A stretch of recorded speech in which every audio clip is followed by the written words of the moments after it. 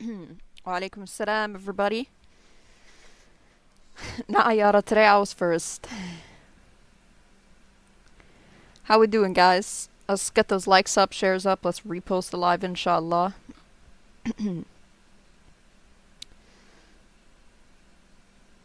Alright.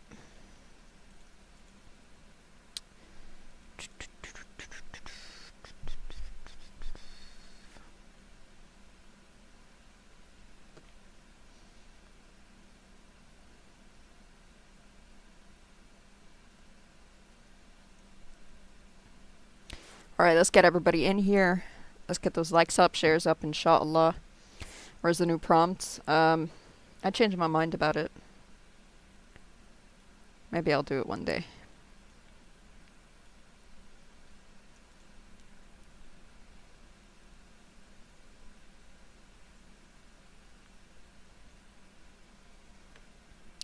Alright.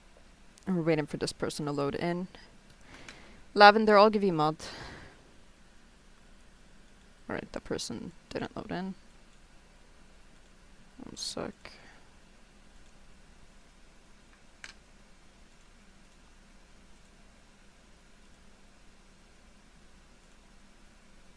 Oh. What the heck? I thought I had spots. One sec.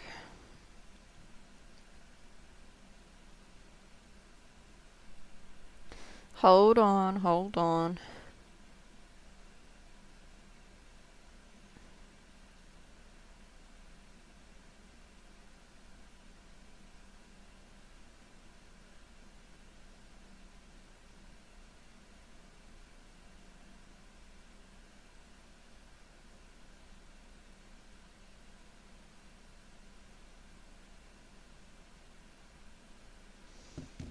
Alright.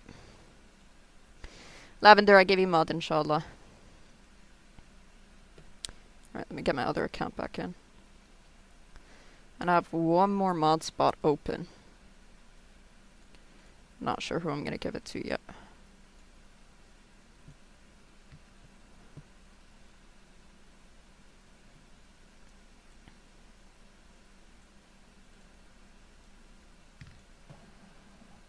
Okay. Now we could start. No, I'm not giving mod to a random person. It's gotta be somebody that I know has been in here all the time. Okay.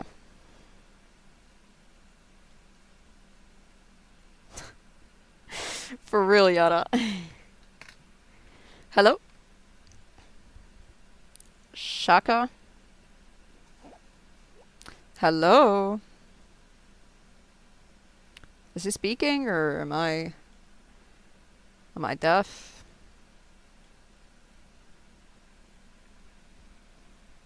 Alright, goodbye. Hello, sorry. Oh. Do there, brother. You could re-request if you want to come back. Hello. Yeah, what's up, man? I'm good. How are you? I'm doing just fine. Are you Christian, Jewish, Muslim? I'm agnostic. Okay. Is it okay, or Yeah, is that's it okay?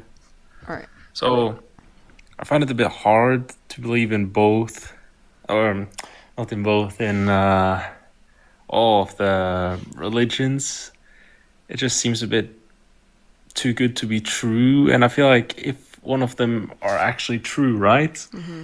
I feel like God, if he exists, he would like show very clearly the true religion, but we have people who are like very, very smart, who are super 100% convinced that their religion is the true one, whether that be Christianity, Judaism, or Islam. Like, I just don't know how I would know which one is the correct one. Like, am I supposed to just guess? And is God supposed to punish me for not being able to guess the right religion? Like, how? Okay. I got you. It's Yeah. actually not that hard. If we go based off of a natural understanding of what God is, so you know what natural theology is? Theology is about religion, No. but Natural theology. no, what does that mean? So it's just coming to the conclusion of the existence of God external Yeah. to any religious belief. Okay. Okay. Okay. So, when it comes to natural theology, pretty much all of the these bigger religions agree that God has specific properties that we could come to a natural conclusion of. And that would be omniscience, omnipotence, and so on. Okay, the omni properties. Okay. Uh-huh. So far, so good. So if all of them agree that he is, we're going to go with omniscience here. If all of them agree that he's omniscient, he's all-knowing, then naturally any revelation, if it's the claim that there's revelation that is coming from him, it would naturally have to reflect that knowledge, right? Mm-hmm. Okay. So if we find that this revelation has issues, contradictions, errors, historical inaccuracies, and so on, then it cannot be a revelation from God, who is all-knowing, correct? Yeah. Okay. Very simple. All of the other religions have mistakes in them, in terms of their revelatory books, except for Islam. I don't know about that one. Well, do your research, right? But so you believe the moon was like split in two or whatever happened? That's You believe that? not a mistake, that's a miracle. That's not something that contradicts reality. It is just simply a negation of the laws of nature. And the laws of nature are just merely probabilistic. It's not an Why impossibility. didn't people in Europe, or why hasn't a single person in the Notice entire how world? you're not focused on the first part of what I told you. You're asking a Okay, completely different question, right? that's the Bible contains mistakes. Yes. That. Not just the Bible. Okay.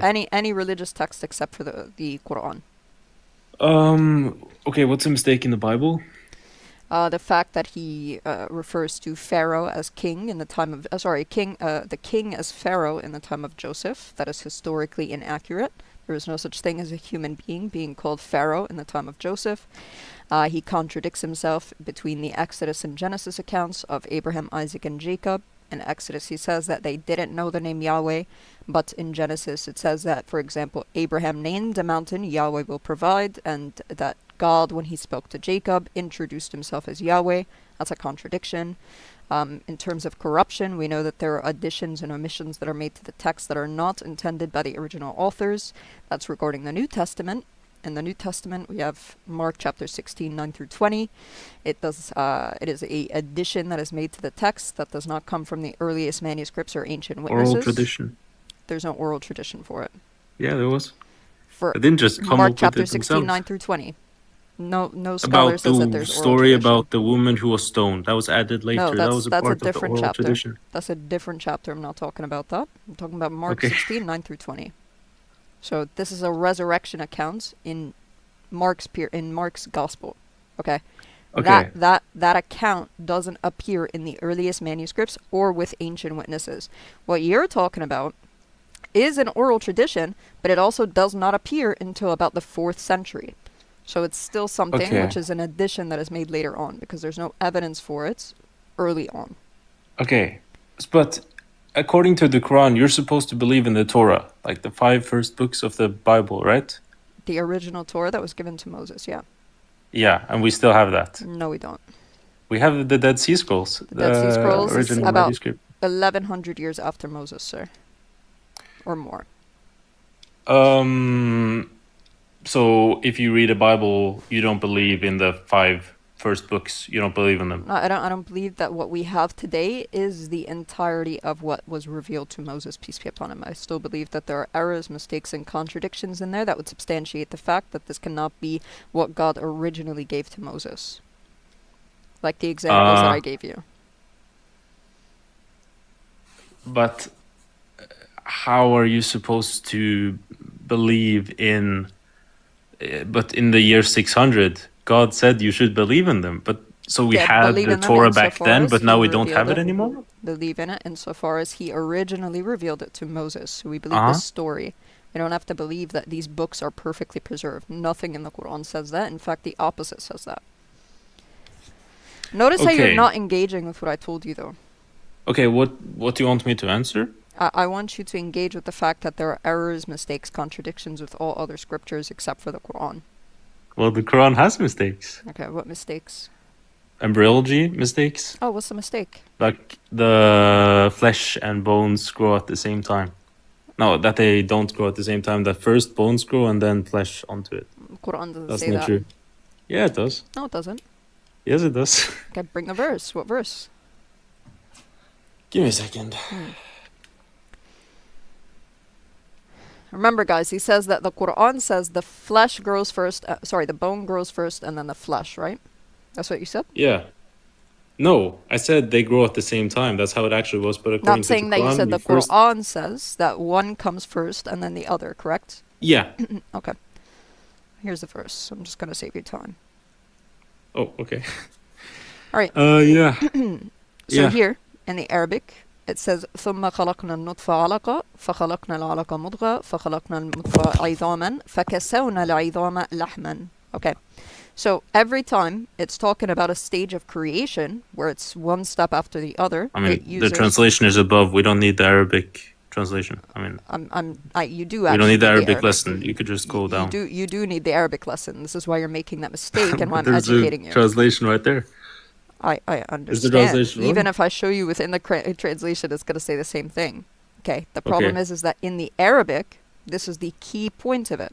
So every time here, when it talks about a creation stage, that is going to be one step after the other. That's why it uses the word khalaqna. Okay. The word khalaqna means to create. Okay. So here Uh-huh. it says we created the semen drop that into a clinging substance, and then we created the clinging substance into an embryonic lump. Then we created the embryonic lump into bones, okay? And then it says fakasawna. So it uses a different word between bones and flesh. Okay. Do you understand so far? Uh-huh. Yeah. Okay. So this different word here already implies that this is also already there because it does not use the same word that's used prior. The word prior, khalaqna, is not the same as the word kasawna. Okay. Okay. So no mistake. Okay. So, okay, can I ask you the question? Okay, I didn't really understand what your point was. Like, how The do you point think is that it's embryology two goes? different. The point is that it's two different words. Actually, the word kasawna implies that the flesh is already there when the bone is created, so that it occurs simultaneously, as you said. It occurs simultaneously? Hmm. When I read it, it said that it's bone first and then flesh onto it, according to the Quran. Yeah, insofar as the fact that one is preceding the other. So obviously you have to have some sort of skeletal body in order for the flesh to cover it. However, No, they grow at the same time. it doesn't negate the fact that they're occurring at the same time. If it used the word for created, then that would be what you're saying, okay, in terms of it being a mistake. But it doesn't use the word created when it comes to the flesh. It doesn't say we created the bones and then we created the flesh. Do you understand? Okay, so what do you think? What are you talking about? What do you think? How does it happen then? I agree with you that it occurs simultaneously. Yeah, And the Quran says the same thing. but bone isn't there before flesh starts to grow. Okay. Starts to grow. So Aidam here refers to bone, or generally speaking, the skeletal body, which is made up of cartilage, which does have to precede flesh. Okay. Even if it's Mhm. for a mere fraction of a moment. You understand that, right? Mm-hmm. Okay. Well, So bone then it isn't is made correct of still. cartilage. But I didn't say bone is made of cartilage. I said that the skeletal makeup or skeletal body, okay, is Excellent. going to be preceded by cartilage. Do you understand that? Cartilage is between bones. Oh my God. Can you repeat what I just said? Yeah, Okay, repeat it. you said that cartilage precedes bone. Insofar as what? Hmm? Insofar as what? The skeletal body, correct? Yeah. Okay, so cartilage has to be there. Okay, when we use the word idham in Arabic, yes, it generally speaking refers to bones, but it can also refer to the general skeletal body or makeup, which includes cartilage. Okay, cartilage has to be there. There has to be some sort of general makeup, okay, for the flesh to cover. And I'm not negating that they occur simultaneously. Okay, neither is the Quran. That's why it Okay. uses a different word than what's being used initially. Okay. Okay. Okay. What? Okay, I'm a bit confused. But by the way, Yeah, can I because ask you you're who talking was the about something murderer? you don't actually know about, bro. You're talking about something that you heard somebody else saying. No problem. Go ahead. Okay. Who was the first Muslim? What do you mean by Muslim here? Because there's going to be two Isn't it senses of just the term. someone who submits their will to God? Isn't that just a So Muslim? there's two To senses the of the term Muslim. There's Muslim insofar as one who just generally submits to God, and then there's Muslim insofar as Muhammad, peace be upon him's time period. The first Muslim, in terms of the first term, of one who generally submits their will to God, would be Adam. But doesn't the Quran say that Abraham is the first Muslim? Yeah, Adam is the first Muslim insofar as his generation, because all the other people in his time period were disbelievers. But how can multiple people be the first of something? Because they're the first So a in Muslim, their generation. how? But you can't just change the interpretation so that it fits what you Nobody's think. changing it. That's what the interpretation Yeah. has always been for the verse. Or verses. But in the Quran, it says that multiple people were the first Hey, Muslims. you remember how we said we don't change the interpretations? You know that the interpretations come before whatever you're saying right now, right? The interpretation I Um, just gave you precedes you by thousands of years, or 1,000 and a few hundred years. um, okay, but this was just a mistake. Oh my You god. can't just if somebody makes a Hey, mistake. hey, brother. If it's the case, it's a true contradiction. Do you know what a true contradiction is? Yeah, It means that there is no way to be able to reconcile what's being stated, right? sure. Okay. If I give you a way to be able to reconcile it, that is not an ad hoc fallacy, meaning it's not something which comes after, or like a very, very long time afterwards in order to be able to reconcile it, then there's no actual contradiction, and you're just strawmanning. You understand? I mean, no, it's the opposite. Oh my god. Alright, bro. Okay, no. Okay, last question. Yeah.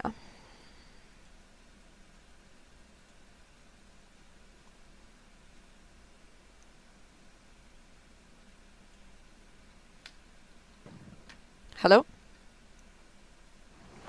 Maximilian? Why do Are you Christian? you can say so, I guess. Okay. But why do like women have hair if they're supposed to cover it? Because our hair is meant to be for our close family members to be able to see, not random men on the streets.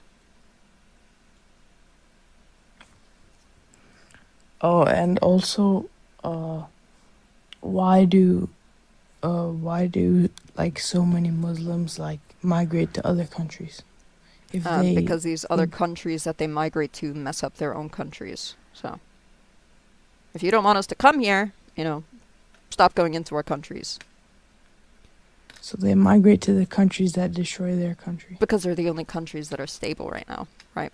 If those said countries are coming into your country and stealing oil and natural resources and causing, civil outroar and all of these different things, then naturally you would want to go somewhere which is safe, right?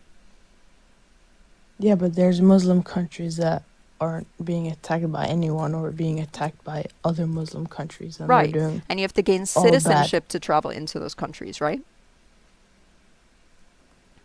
Yeah, but why do majority No. of Muslim Hold on. countries? You understand that you have to gain citizenship to even enter a country to begin with, right?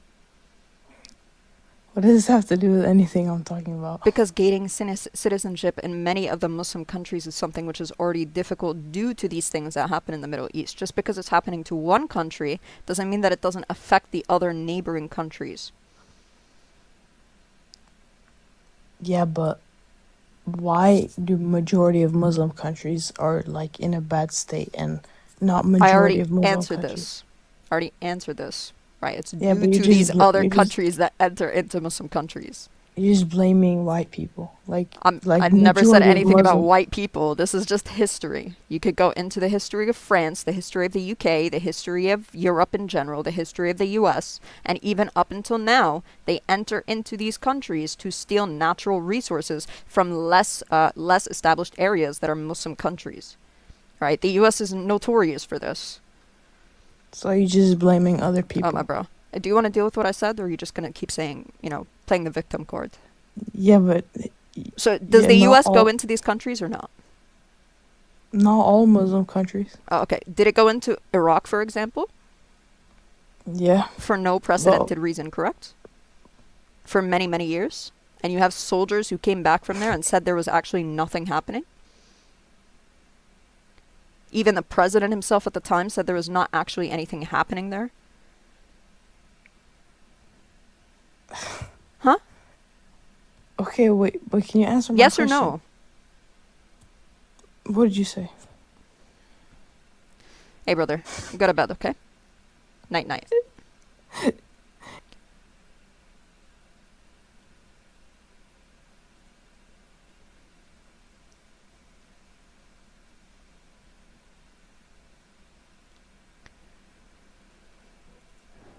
Hello? Oh, I joined by accident. Sorry. Sorry? I joined by accident. Oh, okay. No problem.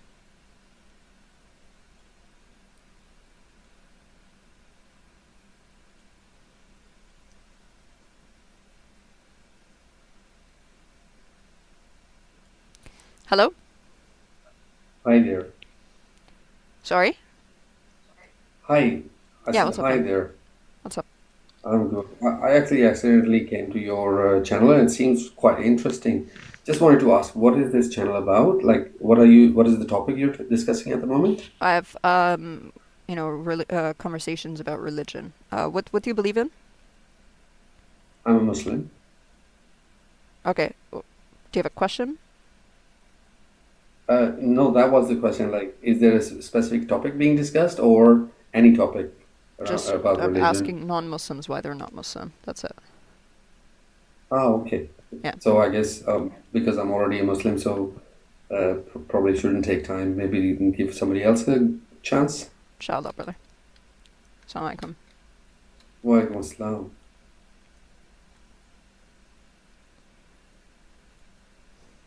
Guys, if you're Muslim, please don't request today. Or at least not for now. One sec. Yeah, if you look like you're a Muslim, if your profile picture looks like you're Muslim, I'm not bringing you.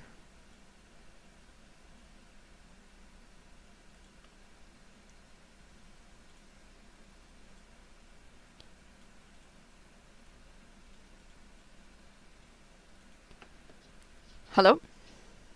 Yeah, hello. Can you hear me? I can hear you, man. What's up? Yeah, I just wanted to look. I want to know one specific thing. Okay, Surah before you Al-Fatiha, start, can you just tell me what you believe in? Christian. Okay. What is it? What's the Right. question? I want to know Surah Al-Fatiha. My question is this: why is Allah speaking to Himself, and Muslims call it a prayer? Yeah, it's called speaking in the third person. That's not making any sense. This is God. So you don't know what speaking in the third person is? So you're telling me Allah is going to be asking for help to who? No, moron. I just told you he's speaking in the third person. Do you know what that is? That just don't make no sense. Right, because you haven't passed basic English. That's why it So doesn't make you're sense. saying Do you know what you're saying Allah speaking is in the third person schizophrenic. is or not, sir? Do you know what schizophrenic is? Do you know what speaking in the third person is, or you didn't pass for first grade Yes, English? I do. So what They is are it? So tell me what schizophrenics. tell me what A speaking in the third schizophrenic. person is. So every author who schizophrenic. writes in the third person is schizophrenic? Yes, indeed. Okay, so if I show you that Yahweh speaks in the third person in the Bible, does that mean that he's schizophrenic? It's a schizophrenic as well, yeah. Oh, but you're a Christian, so you believe your God is schizophrenic? Yeah, indeed. Oh, He's a yeah. schizophrenic because he Get talks. off my panel.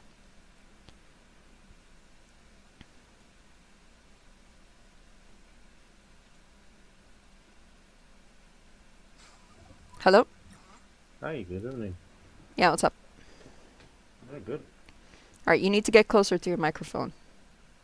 Am I close now? Yeah, that's fine. Are you Christian, Jewish, atheist? 100% Christian. Okay. Do you have a question? No, not necessarily. Okay. Why are you not Muslim then? No, I'm not Muslim. Yeah, are you here to Number speak one. about the topic, or are you here to just chit-chat? I'm not Muslim because number one, I don't want to speak Arabic. You don't have to speak Arabic to be Muslim. Yes, you have. How can you read the Quran if you don't speak Arabic? You could read the Tell me. Quran in English. Ready? No. Ready? No. Wow, English. Oh wow! But you always say that is a bad translation. So I you need to didn't read say it's a Arabic. bad translation. Sometimes we go You need into to the read Arabic to Arabic. further flesh something out. Yes, so you don't have the right to understand everything because you don't speak Arabic. But even if I spoke Arabic, it doesn't mean that I would understand all of the Quran. You understand that, right? There's explanations in Arabic for the Quran. Okay, yeah. So Who it also explains- happens who in explains? English. Who explains them? The Tell me. scholars. The scholars, which ones? Right. The ones that came English within the scholars? first 3 centuries of Islam. English scholars, right? No, 100% English. no. Okay, so Those you scholars' have to works read- are you have to translated into English. Yes, you have to understand 100% Arabic. Oh my god. to Hey, know brother. exactly No what the problem. Quran Hey, FIFA says. princess. FIFA princess, get off my panel. Hopefully somebody comes up today for an actual conversation instead of just, slop. Hello? Hello. Yeah, hello. Yeah, what's up? Yeah, what's up? I find your prompt very offensive. You said Are you Christian? the cross is false. Yeah, I'm Christian, and I think if you want to be Muslim, but stay out of Christian's business. Well, Do not I put up a believe prompt like Christianity that. is false. You said you don't believe it's false. No, I do believe it's false. Okay, but like you I can't believe make that every assertion religion. because I believe every religion outside of Islam is false. okay, but it's radical for you to put No, that it's not. prompt up there. Do you believe Islam is true? Hold on, if the roles Hold on, were hold on, hold reversed, on, hold on. Yeah, I'm asking you right now. Do you believe Islam is true? do I believe what? Islam is true. I believe it's a false religion. You serve Right. a false pagan Cool. god. So I'm not mad Yeah, at the fact a that you're pagan doing this. god. Oh my There's god. no salvation. You're not going to heaven. Oh my You're god. just Bot being mode. Why is everybody going into bot mode?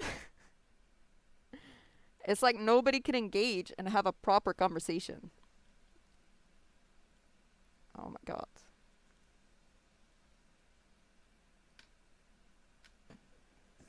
Hello? Hello. Yes. Hi. Thank you for having me. I have a couple of questions. I hope we can go back and forth. Sure. Are you Christian? I don't believe in anything right now, Are you but an I'm open atheist or to agnostic? atheist, agnostic. I would say, probably. Do you believe in the existence of God or no? Sure, I'm open to it, but no, I didn't say if if you're I, open. Do you believe in it? right now, I would say probably not in the religious. What do you call the I'm just Abrahamic asking if you religion? believe in God, a necessary being. Sure, let's say, yeah. Brother, can you just give a straight answer? It's either you do or you don't. I don't like let's No, I say don't. or I'll grant it or okay. So it's not that hard. All right. What's your Mhm. question? You as a woman, you would say that Islam is a feminist religion? No. No. No. Uh, What the heck does that even mean? I have to ask. What When the, your wait, prophet, wait, wait. Before you ask, what does that even mean? A feminist religion. What is that? being for equality, having the same rights as a man, Why should anything be that way to begin with? you think someone should have less rights than I didn't others? say less rights, but I don't think that they should be equal rights because we're not equal insofar as our gender and biology and so on. Okay. So if you were to, let's say, Do you agree with that? divorce, Do you think that biologically speaking, men or women are equal? no. Right. So why would we have the same rights if each of those rights would apply differently to us? We would have equitable rights, right? Sure. But So as a Islam- woman, Then Islam is a religion of equity, not equality. Go ahead. sure. But you don't have a problem with being a, let's say, having half your testimony worth when it comes to a court case? Only insofar as finances, but that's not in regards to every court case, sir. So is there any cases where a woman's Yes. voice would be Yes, there are worth cases where more? her testimony is worth equal, and where her testimony is the only one which is taken. So in the case where it's equal, is if, for example, the man accuses the woman of cheating on him, and she says that she never cheated on him, and he doesn't have evidence to provide it, yet he still keeps pressing it. Both of them are brought in front of a judge. The judge says both of them are to testify against themselves and take upon the curse of Allah for whoever is lying in the situation. So he would say, may Allah curse me if I'm lying about this, and she would say, may Allah curse me if I'm lying about this. In that case, both of their testimonies are equal, and they just separate from one another. In a case where her testimony is the only one that's taken, would be in the case of whether or not a girl has reached the age in which she would be considered to be mature. Men's testimony does not take place in that. So, for example, for you, if it's your daughter, right? Mm-hmm. Okay. Anyways, I'm just trying to spitball some questions. Sorry for that. But being able to divorce in the religion, is it as easy for a woman? It's pretty dang easy, yeah. So if the man says no and the court says no. No, the court has to evaluate whether or not it's the case that she, has a reason to be divorcing him to begin with. But if they determine that she doesn't, so there's going to be two different types of divorces here. There could be a divorce which is called fasq, in which case it's like an annulment or a dissolution of the marriage. In that respect, they could reject it due to the fact that she would essentially be fighting for the fact that she should keep the things such as her dowry and so on, because he may have wronged her in some way and taken away her rights. Okay. But in the event where he doesn't take away any of her rights and she just simply wants to divorce him, then this is something which is called khula. Okay. In this case, or in the second case, sorry, for khula, she would have to return the dowry price, or at least what is agreed upon between her and the ex-husband, and she would still be allowed to divorce. So it just depends on which of the divorces, but generally speaking, she would be allowed to receive it. It just depends on the details.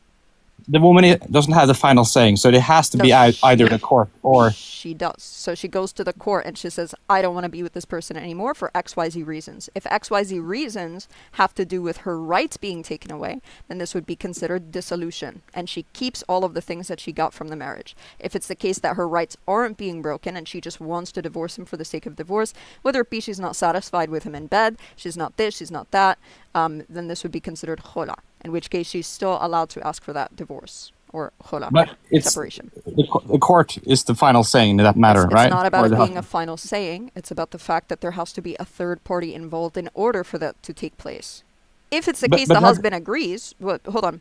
If it's the case he agrees to begin with, right, for the khula, then, obviously she would just leave. But if he's still being disagreement upon it, or he keeps persisting on disagreeing on it and he's not letting her leave and so on, then she could take it to the court or take it to her family member who could take her to the court, somebody to represent her in general. Okay. So the man doesn't have to do, he can say it on the day, right? The girl can too. The difference is that the men, as we agreed earlier, right, is physically different from the woman. Okay, so naturally if he doesn't want to divorce her, he's not going to allow for it to happen. He's just going to keep persisting, in which case she gets a third party involved that could be a protection for her. Yeah, so the man can say, is it khula 3 times? Then it's over, right? Khula doesn't apply to the men, sir. Khula applies only to the woman. Okay. Talaq is for the men. Okay, sure. And also, I have to ask, when your prophet looked into heaven, was it more women in hell than guys? In terms of the hellfire, it's referring to specifically those of prior to the Jahiliyyah days. But in terms of heaven, that's not spoken about in the hadith. The opinion is that there's more women in heaven. Okay. So it's more guys in hell than women? I didn't say that, no. Okay. The hadith clearly says that there's more women in hell. And it also says that there's more women in heaven, because there are more women in general.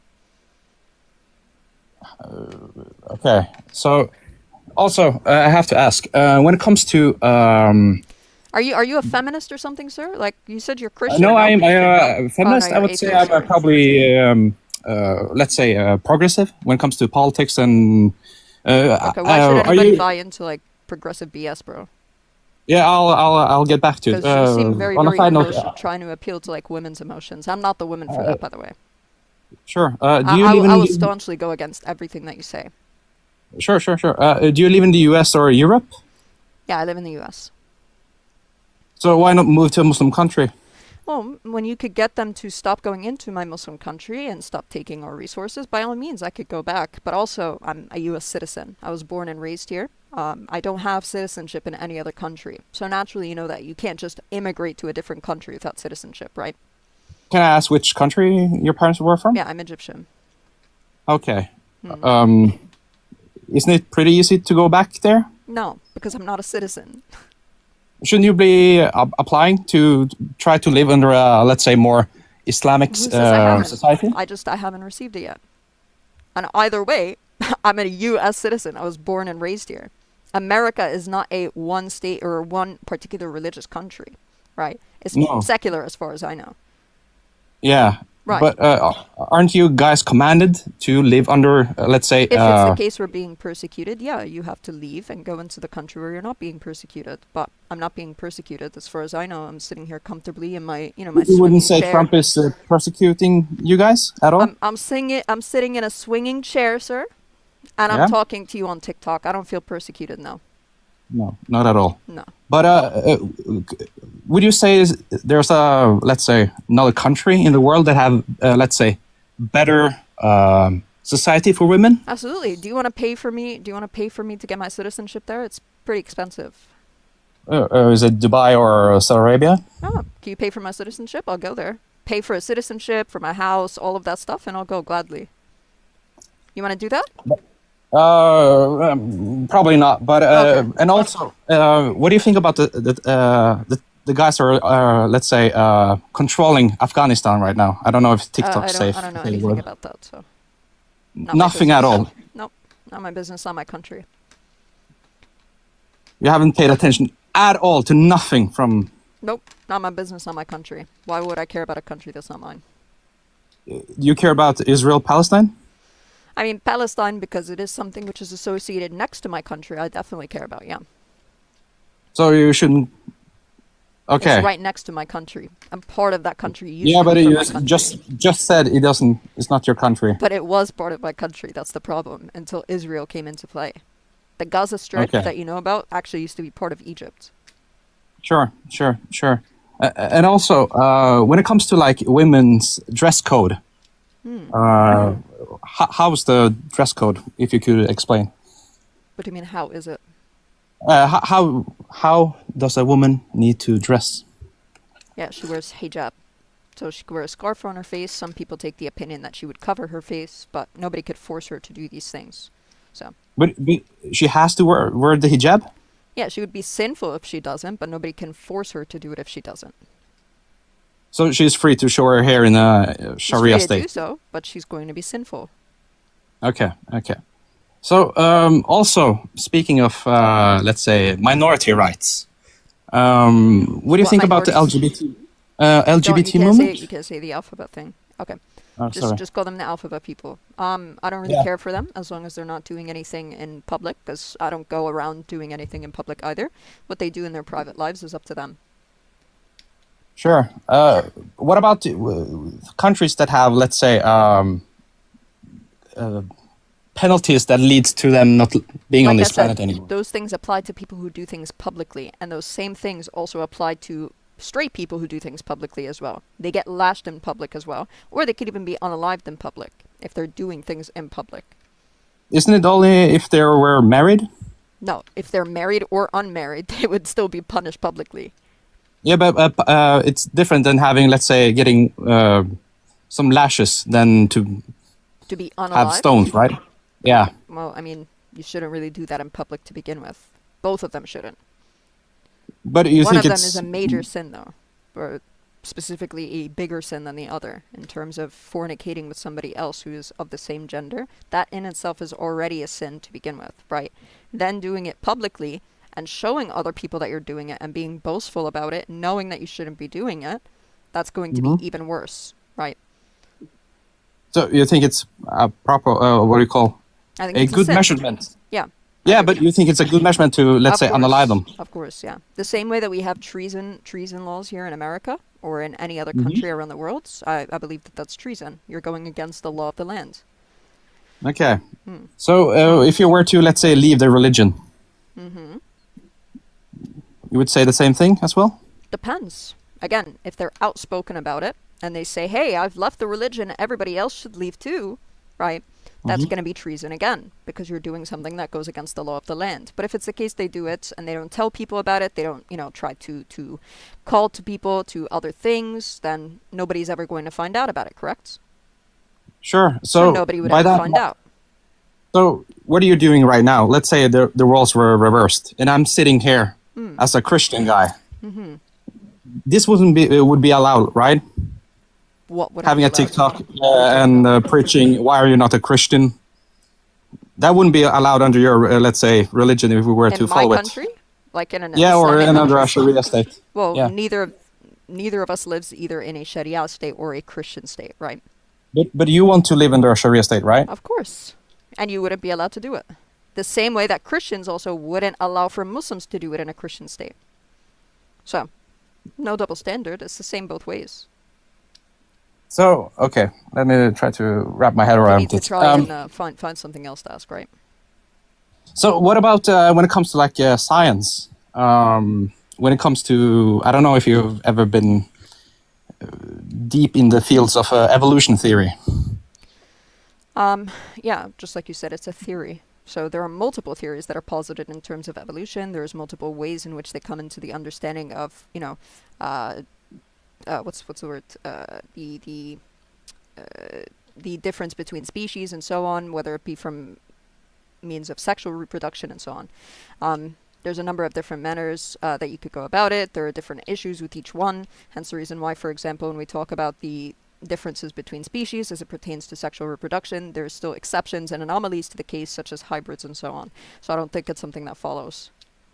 So every single, I think it's maybe every single country except two. I think it's Saudi Arabia and I forget the other one. All the other countries are learning about humans being related to. I never said anything about them not learning about it. It's a theory. Naturally, we have to keep up with biological processes and science around the world. And we don't reject all of the evolutionary processes. So, for example, microevolution, there's no issue with that because that's just going to be a difference within the species itself. But macroevolution is the part that's going to be the issue. What's the macro evolution? Macro is on a larger scale to say that one species has turned into a different one over time. Or We haven't, we have seen that, Really, we've seen it. Yeah, we have been, That's simply not true. You know that doesn't occur unless for over thousands upon thousands of years, right? We haven't seen it. That's not true All at we've all. observed, it definitely is because it doesn't occur within one particular generation. It occurs over a multitude of generations. That's like the not basics of evolution. No, not necessary. When it comes to a new species, right? That's yeah. What happens when a horse and a donkey has a child? That's what I just mentioned to you. That's hybrid speciation. That's the problem with this whole thing to begin with, is that there are anomalies and exceptions. Because generally when we talk about speciation and the difference of species, we are going to categorize them by that which can breed with one another, right? But then we have anomalies such as that as a horse and a donkey, which can produce a mule, which is called a hybrid, right? The problem with the mule is that the mule, generally speaking, cannot reproduce unless in like certain circumstances where it reproduces a female. But generally speaking, they're sterile, right? So this is an anomaly in the case that is not accounted for within the paradigm itself. The paradigm just simply says it's an anomaly and we're going to account for it by saying it's an anomaly. Okay. What about when it comes to the genes part? Have you? Yeah, we're seen like anything? 50% similar to bananas. Are you going to say you're 50% the same as a banana?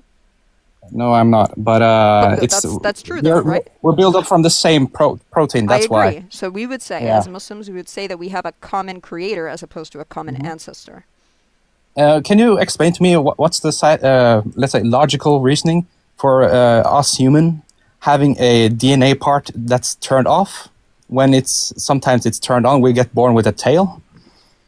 If that That's doesn't- not how it works. It's not that it's turned on and off of us being born with a tail. It's something that they believe that over time it stopped appearing due to the fact or the No, reason for that's it not not true. being. That's not true. It's because it's no longer something which is necessary for our species. It's like the same thing as like wisdom teeth. Okay, wisdom teeth used to have a purpose before, and now they no Yeah. longer have one. Same with the you wouldn't- appendix and so on. Yeah, go ahead.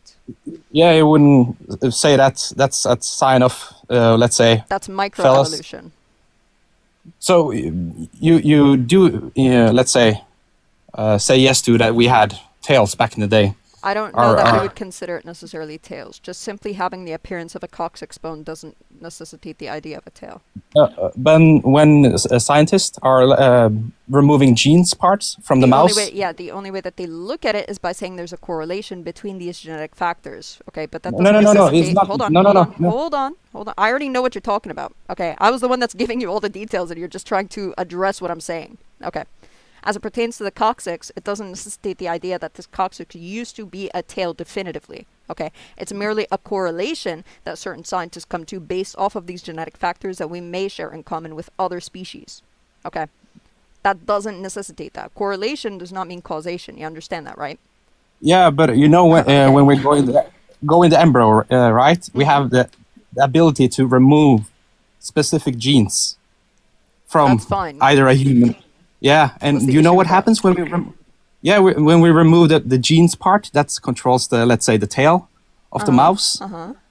It's the same gene that's in the human body that's turned off. And when Wow. humans have been, It have means been that over born with time, humans as a species no longer had a need for this, right?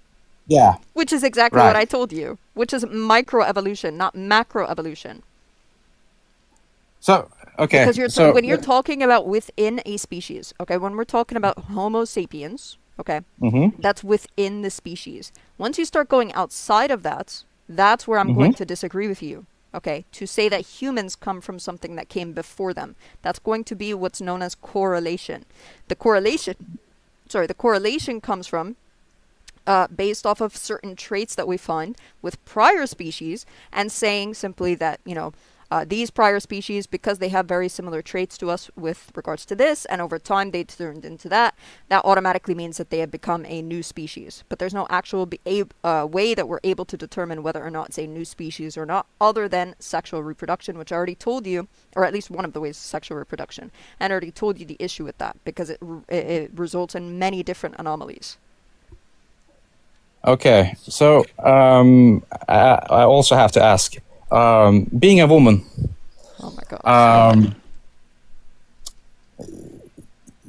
I just have to try to wrap my head around this. Shouldn't you do everything you can to, let's say, basically this what you're doing right now, is this halal to practice Islam here? What are you talking about? By your I don't know, your what do you call it? The ones you're following. What are you talking about? The Lord. What do you call it? Which part of Islam are you? You're Sunni, right? Yeah? And which law school do you follow? Not any of your business? What's the question, sir? Shouldn't you be open with that? No, I don't have to be open with that because I don't like starting jurisprudence wars. Okay, sure. So let's go a little bit back. When it comes to slavery in What your was your religion, question? Go to your question. my question was about slavery. No, You it as a wasn't. woman. You said you Yeah, as a it was, woman, it and you were was. talking about whether or not I'm allowed to do this right now. What was the Yeah, question? are you allowed to talk to what do you call it, the opposite gender? Yes, because I'm not in the same room as you, and I'm not alone with you either. There's 931 people watching you get absolutely obliterated on every single question you're asking. There's nothing wrong with that. Sure. Okay, let's take the slavery part. Being a female, what do you call it when a woman is getting captured and she's let's say, a property of someone? She's a female. Yeah. Captive. Yeah. Yeah. And I'm trying to be Peggy 13 here. Is there anything wrong for a man to, let's say, force himself upon Yeah, his? it's haram. He can't do anything. If she says no, it's haram. fine. No, it's haram. You're not allowed to do that if she says no, because you would be causing her emotional and physical pain. And you're not allowed to do that based off the principle of the Prophet, peace be upon him, where he says, do not invoke harm unto others or unto yourself. Really, you would say that's mainstream. Yeah, it's an authentic hadith of the Prophet, and every single one of the 4 jurisprudential schools says that. Okay, sure. Yeah, I talked to, I wouldn't say names here, but big Muslims on YouTube, and they have said otherwise. I'm It's sure more. you have. I'm sure you have. Yeah, I actually have. Right. And when it comes to being here in the West, shouldn't you listen? Try to go back. I already and not told try you. to- I'm happy to go back if you pay for my housing, okay? Pay for Mhm. my citizenship, and I'll go back. Just give me the money. But shouldn't you do everything you can to go move back? Are you Who says I'm doing not? it right now? I'm trying to make money to go back because I want to go sit beachside every day in Egypt. Can you pay me to do that earlier? Probably not. Right. So then don't ask me that question a third time, okay? Okay. Right. So what happens to people who die when they're not Muslim? What do you mean?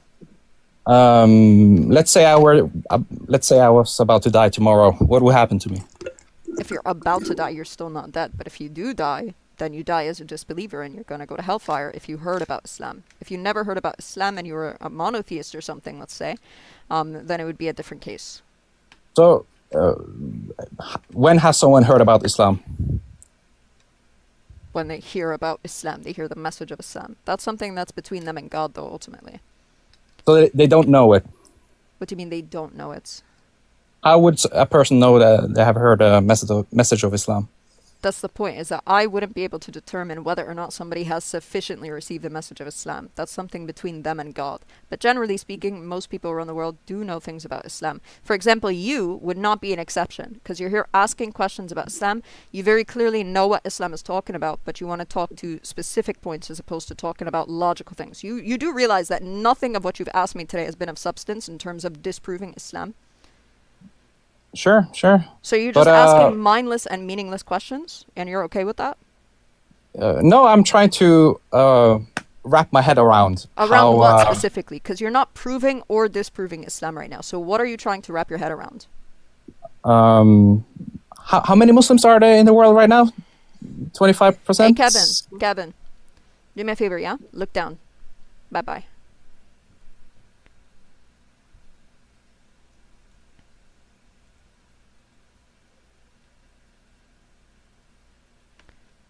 Barakallah feek, Zaf. Hello? Aram Hollandi. Hey, assalamu alaikum. Oh, alaikum salam, bro. I just want to say, Alhamdulillah, that this Lindsey Graham is dead. So make dua, please, everybody. Sorry? Thank you. I don't hear what you said, but okay.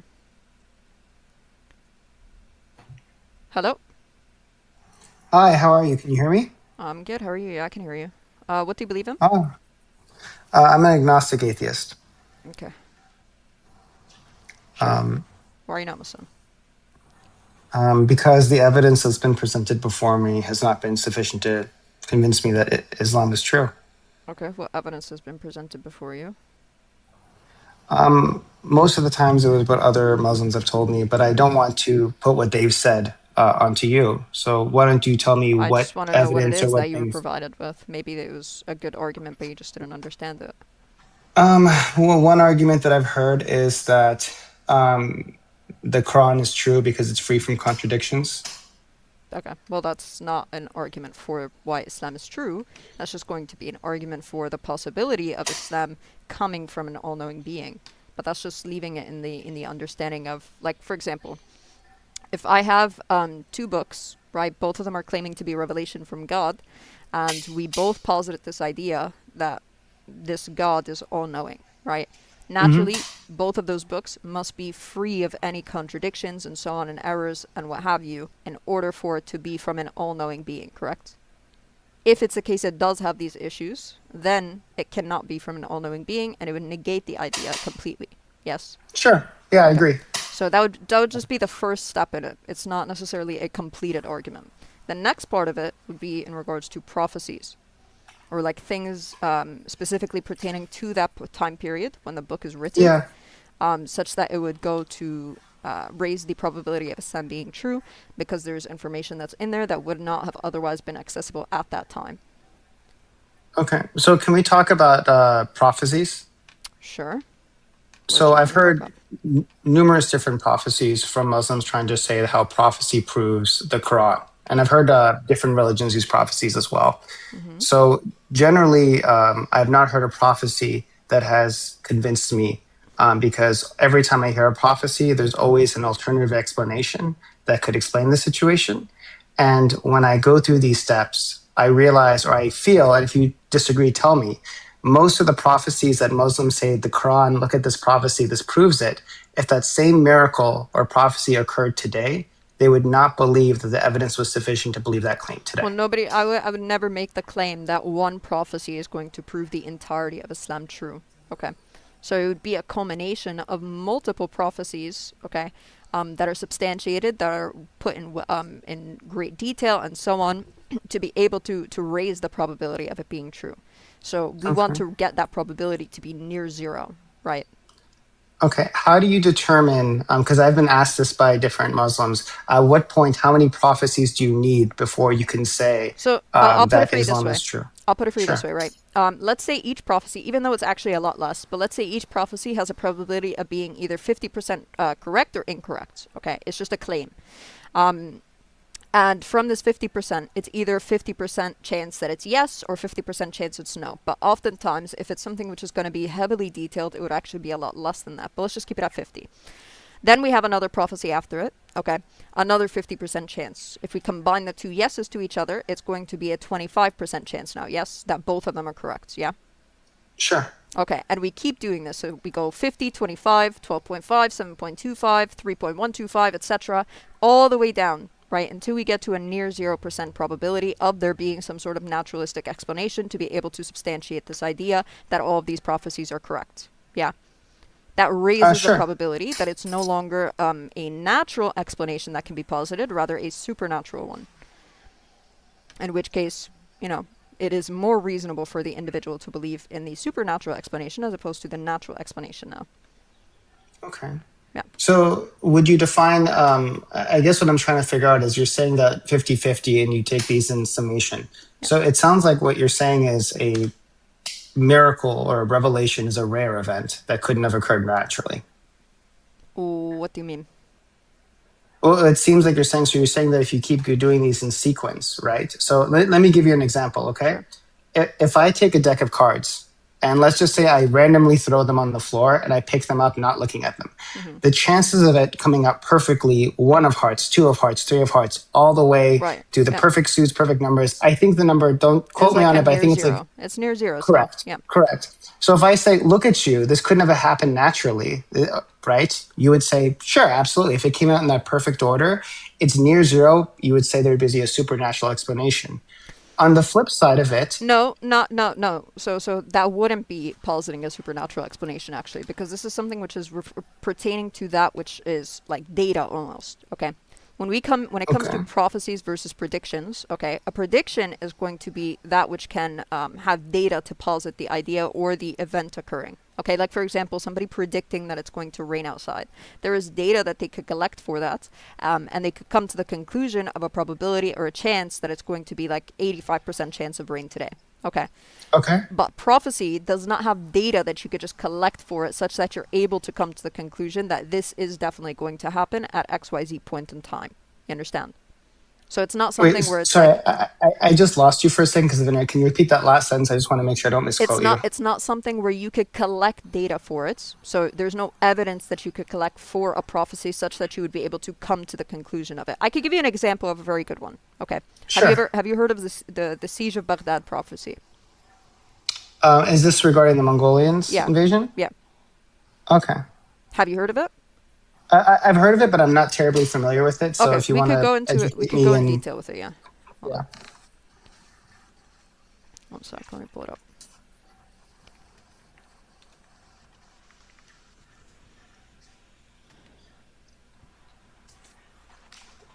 All right. I'm gonna put it on the screen so we could read it together as well. Okay. Okay. All right. So we'll just go through it quickly. It says, we'll just start where it actually starts. 1 sec. Okay, so this is where the prophecy says. It says, the Prophet ﷺ said, some of my people will descend onto low-lying ground they will call Al-Basra, beside a river called the Tigris River, over which there will be a bridge. Its people will be numerous, and it will be one of the capital cities of the Muslims. At the end of times, the descendants of Qantura will come with broad faces and small eyes, descending on the bank of the river.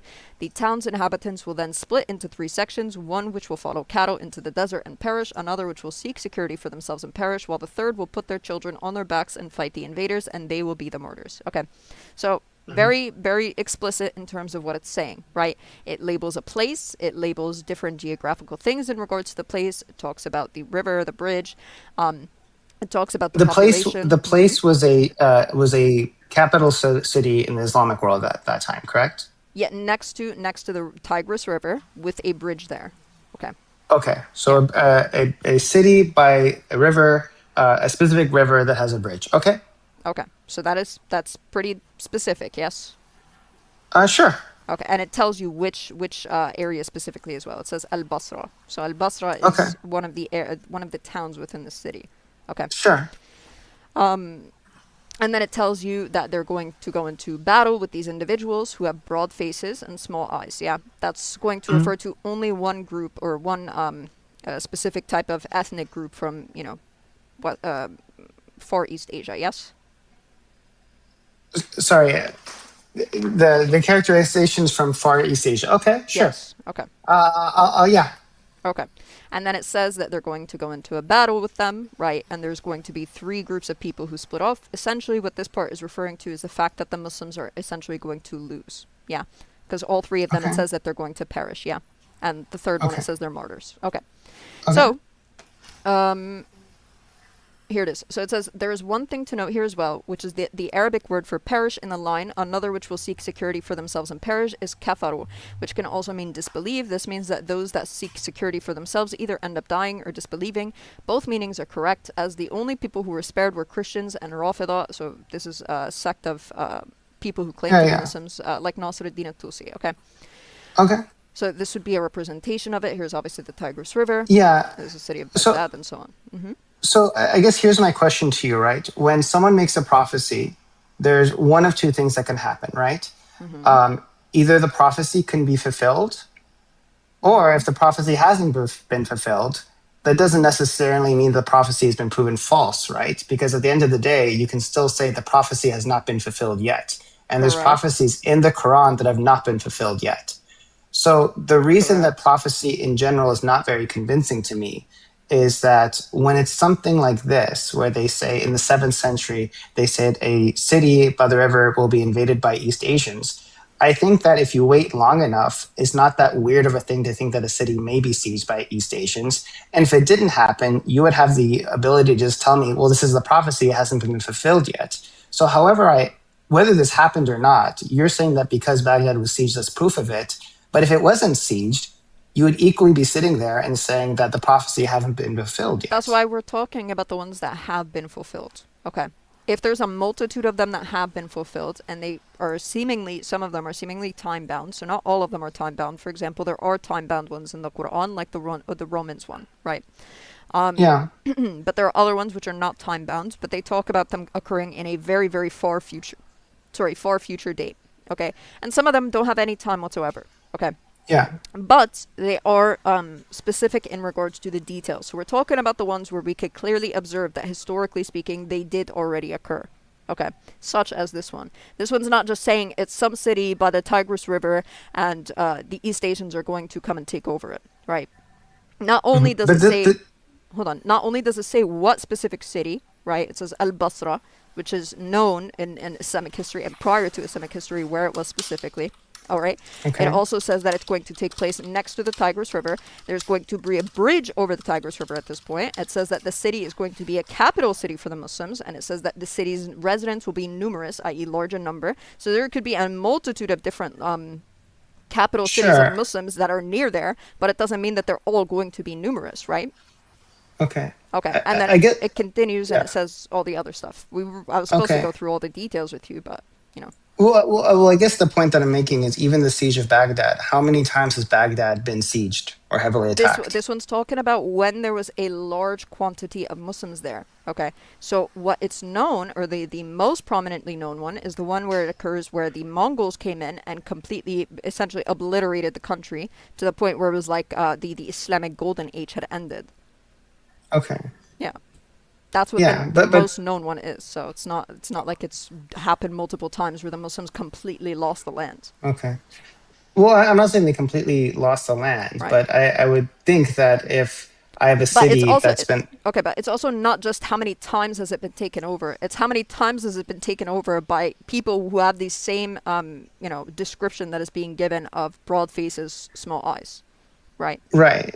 So That's can what I it can I wants. make a well, I guess here's the point that I'm trying to make, right? If I tell you that a major capital city in the Middle East will be bombed by white Westerners, I don't think that I'm making a crazy statement by saying that, right? I don't think think that's so either because it's very vague. yeah.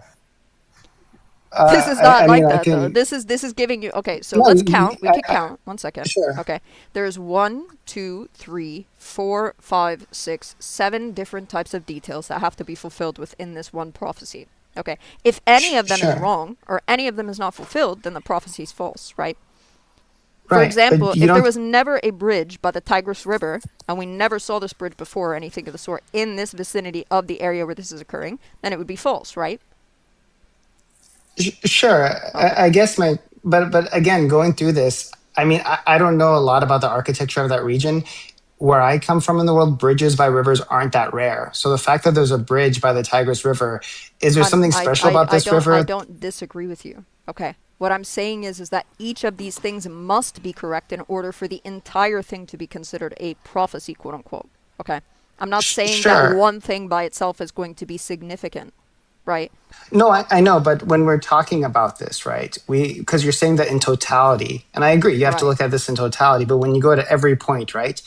I personally don't know of any cities built on rivers that don't have bridges. Personally, it to me that's not an abnormal thing. So Okay. saying that a bridge, Sure. I don't know Saying, if okay, there's no any. problem. So what we're saying is not going to be each separate claim by itself, and you already agreed to that. We're taking the culmination of all the claims, the probability of Correct. all of the claims together actually coming into fruition at the same time. Right, but the point is that each of these subsets, it's not a 50-50 chance, right? So the That's first one's perfectly saying, fine. That's perfectly fine. yeah, We're talking about the culmination. The culmination is definitely going to be less than 50, correct? I don't know if that's true. Oh, okay. I So truly don't know we if could do that's the true. math if you want. No problem. Well, that's So the thing. I don't think. what Wait, are the before we chances? go on Okay, this, so let's think. Okay, he names a specific city. All right, it says that it's a low-lying ground called Al Basra by the people. This is the place that it's going to take place in. Okay, what are the chances is that he's that going to be able to get the correct city? is Al Basra? Was that Baghdad back in the day? I'm ignorant. I don't know. We I'm can go asking. through. We could go. That's why I wanted to go through the details with you first. Okay, so Okay, let's just finish through it, and then we could go through everything together. Okay. sure. So, it says the point above comes from the fact that the inhabitants are split into 3 sections. We already went over that. Finally, since no such existed at the time, city existed at the time, a city next to the Tigris River in an area called Al Basra having a large population, etc. That means that the final point is a new city will be created near the Tigris River by the Muslims. This city will become a capital city for them, eventually growing to have a large number of inhabitants. So, at the time of the Prophet, peace be upon him, there was no such city that existed like that to begin with. You understand? Okay, so at the time they made the prophecy, the city did not exist. Exactly. Right. Okay, there was no human settlement on that Yes. river. Yes. Okay, In that okay. specific city near the Tigris by the Muslims where there was a bridge and all of this stuff. Okay. And the fact that it had a large number of inhabitants. All right. So, those who already know about the Mongol siege of Baghdad and its historical context will look at the bullet points above and immediately be able to tell that every detail applies to this event. Let's go through it point by point. A new city will be created near the Tigris River by the Muslims. This city will become a capital city for them, eventually growing to have a large number of inhabitants. The only city this could be is Baghdad. It was founded in the year 762 CE as the capital of the Abbasid Caliphate and eventually grew to become one of the largest centers of knowledge and one of the largest cities in the world at the time due to its strategic location and geography. It's difficult to overstate the importance of the city as it's cited by some to be the reason for the centuries-long Islamic Golden Age. As a consequence, the city's population skyrocketed and by some estimates was the first city in history to reach over 1 million residents. This will take place on low-lying ground called Al-Basra by the people. Abu Dawood quotes an isnad reaching Al-Ashraf where he says that close to the gates of Baghdad is an area called Bab al-Basra, meaning the door/gate of Al-Basra. Obviously, Abu Dawood, he comes prior to this event even taking place to begin with. He's not post the event. He's prior to the event. So he's talking about geographically about his area. So it says a question may arise of why it was named by a part of the city instead of naming its whole. This seems to be similar to how we would speak about an event that happened in one of the New York boroughs like Manhattan or the Bronx, even if the event affected the entirety of New York. Due to the massive size of Baghdad for its time, there were enough people that each section was distinct from the other, similar to the boroughs. If one looks at history before the destruction of Baghdad, they speak about these gates as people talk about New York boroughs today, emphasizing that the city was large enough that such a distinction was necessary and significant. Do you understand that point, or you want me to give you an example? No, I'm following it. Okay.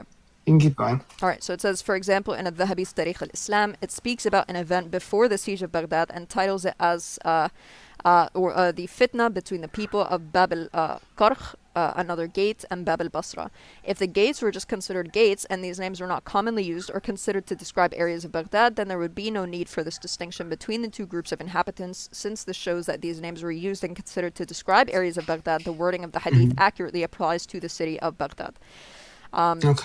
The next one, it says it will take place next to the Tigris River. A portion of the river is contained within the borders of Baghdad. See the above image. We already saw that. There will be a bridge over the Tigris River at this point. Due to the city containing a portion of the river within its borders, a bridge was built to connect the two portions of the city to one another. We saw that. The city will be a capital city for the Muslims. That's a given. The city's inhabitants will be numerous, i.e. large in number. We spoke about that already. And then the city will be invaded by the descendants of Qantura, who are described as people having broad faces and small eyes. Surprisingly, the prophecy even states the ethnicity of the invaders and what they look like. This exactly describes the Mongol phenotype, as they are a Central Asian people with broad faces and small eyes. Of course, the Mongol Empire was ruled by the Mongolian people. And the final section heavily implies that the Muslims will lose and be slaughtered. So it says that the Mongols built walls around the city during their attack, and this was for two reasons. One, to protect the siege engines, and secondly, to prevent any defenders from escaping and surviving. Once they entered the city, they killed everyone they could find, and nobody was spared, except for the Christians and people who were working with the Mongols to begin with, like At-Tusi. This is almost universally considered, when the Islamic Golden Age ended, as the historical capital city of Baghdad. Over 1 million inhabitants was completely destroyed and depopulated. Baghdad and the Muslims as a whole would never fully recover from this. As we could see, the hadith contains a prophecy so specific that it would not be mistaken for any other event in the Mongol siege of Baghdad. So that's just the concluding part, but yeah. Okay. So when it comes to this prophecy, right, I guess the question we have to ask is it possible for a natural explanation or an otherwise person to come up to this prediction that's not divinely inspired, right? How would they? So to say that there would be a natural explanation would mean that the person would have some sort of ability to be able to gather data to know that there would be a city called Al-Basra that was going to be heavily populated with a bunch of Muslims. Okay. How would somebody be able to gather data for something like that if it wasn't even something to begin with that was true? Okay. Well, before we go on, can we address these step by step, right? So for this example, right? Well, I want to hone in on the ones where it's like near impossible to actually just be able to simply guess. Yeah. Okay. So let's look at this one. Forget the river one. Okay. Okay.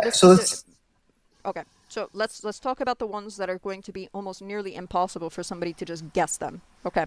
Sure. Like the one that I just said. Can I respond to the first one? Yeah. So this is what I notice a lot about prophecies, and this is why a lot of them fall apart for me and why I don't have faith in them. So if there's a prophecy that you know that there will be a city built here named Al-Baqarah, right? And I'm a Muslim. If I know that my holy book says that there will be a city here, I feel like I would be more motivated to establish a city there. How do you know that they didn't build the city there because there was a prophecy that says there will be a city that will be built there? It doesn't say that there's going to be a city that's going to be built there. It's saying that the city is already going to be established with a large population of people that are going to be invaded and kicked out of their land. It said there will be a city established there, correct? Oh my God. Yes. The chances of the city being there to begin with, right, it was already low. They could have had the city already there, but the fact that there wasn't one is the point. Okay. There was no reason for him to say that to begin with about a city that was not even existing yet. He could have just, if it was just going to be that easy, he could have just said any other city, right? He could have said the city that he was living in where there was a large population, for example, right? He Or could have said, yeah, he could have said any city, right? Right, he could have That's- said any city. Okay, good. So that wasn't, the point is not about the city by itself, right? You keep trying to break Right. each part down by itself, which I don't understand why that would be the case. Obviously, if you want to go and, Well, pick my, from my each- point, my point. So let's go Sorry. through the other one. Okay. How would he know that this specific group of people who are not Muslims, by the way, the Mongols, are going to go and invade these individuals in that land? What would the How would he- motivation be for him to say that these people are going to invade them? Or descendants What of would these be his people motivation? specifically? Yeah. I mean, I don't think there necessarily has to be So- a motivation other than Okay, so what knowing data that Mongolians have a history of sieging and sacking cities. This is the descendants of them. These are the descendants. So he doesn't say Mongolians are going to do it. He says the descendants of Kantura. Okay, so the Mongolians didn't exist yet. It's descendants of these people that he says are going to come and invade a Muslim area. How would he guess that? Where would he get that information from? So you're saying that prior to this, there was the Mongolian people didn't have a history of besieging and sacking cities. No, I'm saying in his time period, the Mongolians Okay. weren't even there yet. Okay, he says that it's the descendants of a specific group of people. I'm just fact checking that. No problem. Because I don't believe the Mongolian Empire was established yet. That I agree with, but I don't believe that the ancestors of the Mongolians weren't besieging people. Here, look. The Mongolian people emerged as a distinct nomadic tribe on the Central Asian steppes over centuries of intermingling and clan alliances. The name Mongol first appears in the 8th century Chinese Tang Dynasty records describing a forest tribe. They officially coalesced into a unified nation in 1206, when Genghis, which is around the time period is when this happens to begin with. But what he's saying is that their descendants are the ones that are going to do this. So he's talking about people that came prior to the 8th century, obviously, because the Prophet, peace be upon him, is in between the 6th and 7th century, right? He's Sure. talking about people that are going to be there before then. And these people that were there before then, their descendants are going to be the ones to invade this Muslim land. Okay. Okay. How would he be Yeah. able to gather that information? Where would he get that information from? I would say that having cities that are established near rivers is not that strange. I would Didn't say ask you that about the saying that cities. people I'm asking about the and people then who he saying that- says are going to invade this right. land. I think it's less convincing saying a descendant will do this because that gives you an infinite amount of time. Oh my God. He says these Right? descendants are going to go into the land and invade it. How would he know that these descendants are going to go into the land? I'm and not invade saying it? he knew it. I'm saying that he made a prediction and it happened to be right. Okay. A prediction means that he has some sort of data that he's able to collect such that he's able to come to the conclusion that these individuals' descendants, that presumes that they're even going to have descendants to begin with. They could have been extinct or, wiped off the face of the earth somehow. Okay. That's also a possibility, right? Sure. Okay. So he's saying that these people's descendants are going to have broad faces and small eyes, and they're going to end up invading a Muslim city, a capital city of Islam. Okay. What sort of data could he possibly collect to be able to make a prediction? Because remember, a prediction means that he's able to collect data to come to the conclusion. I mean, it's not necessarily that you have to collect data. You can review history. That's literally what the definition of a prediction is. Yeah, you can collect look at data. history. Sure. Okay, so what Or review history was he history and able make to a collect for prediction. that? Go ahead. I mean, I think that looking at Islamic cities, would you say it was very rare for Islamic cities to be besieged? He's talking about in his time period. Okay. This is in the Right. Prophet, peace be upon him's time period. There are not multiple Islamic cities yet. There's only one Islamic city, and it's wherever he is. Okay. Okay, would you agree that it's not weird for cities in general to be besieged? Oh my God. He's No, not saying that's- random cities, sir. I You know, keep I know, trying I'm to asking- generalize. No, you keep trying to generalize, and it's very obvious, okay? He's talking about an Islamic city Okay, and he says that this Islamic city is going to be overly populated or very heavily populated. It's going to be invaded by a specific group of people with broad faces and small eyes. What kind of data Okay. can he gather for that? Again, okay, let me just clarify this very clearly, okay? Do you Brother, think that I he was just want to making know. I a- just want to know what kind of data you're able to collect to be able to make a prediction. You said the word prediction. How is he able to Yeah. predict that this stuff is going to happen if he has no in the- data? I could predict a very similar thing right now. What data does he have? I didn't ask if you could do something. I'm asking you what data does he have to be able to come and make this prediction such that he would raise the probability of it being true over 50%. Okay, if he reviewed history, he would know how common it would be for histories in Good. general So to be what sacked. history was there for these Mongolians if the Mongolians didn't even exist yet, first and foremost? There was no such thing as a Muslim city to begin with, first and foremost, okay? Okay. And on top of that, he doesn't have access to the history of all of these different lands. You would also have to substantiate the idea that he has that. So you're actually proving the point. Well, he wouldn't have to do all these different lands. He could look at this land that he's making Where a would he prediction get in. the information from? The history of these prior people. Where would he get that information from? Which people are you referring to? The Any people. Mongolians You're or the saying people in any the city? people. Any people. You're saying that he could go into the history of different lands and learn about the fact of whether or not they were sieged before or not, correct? Any land. Sure. Okay. Yeah, any you would land, have to or in substantiate general the idea. within that You would have region. to Yeah. substantiate the idea that he even had access to be able to gain that information about the history of Okay. multiple lands.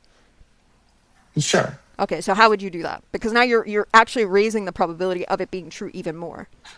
Well, I'm looking right now to see how many times has Baghdad been invaded or besieged. It's been invaded 19 times. When? So I'm Since curious. When? Since when?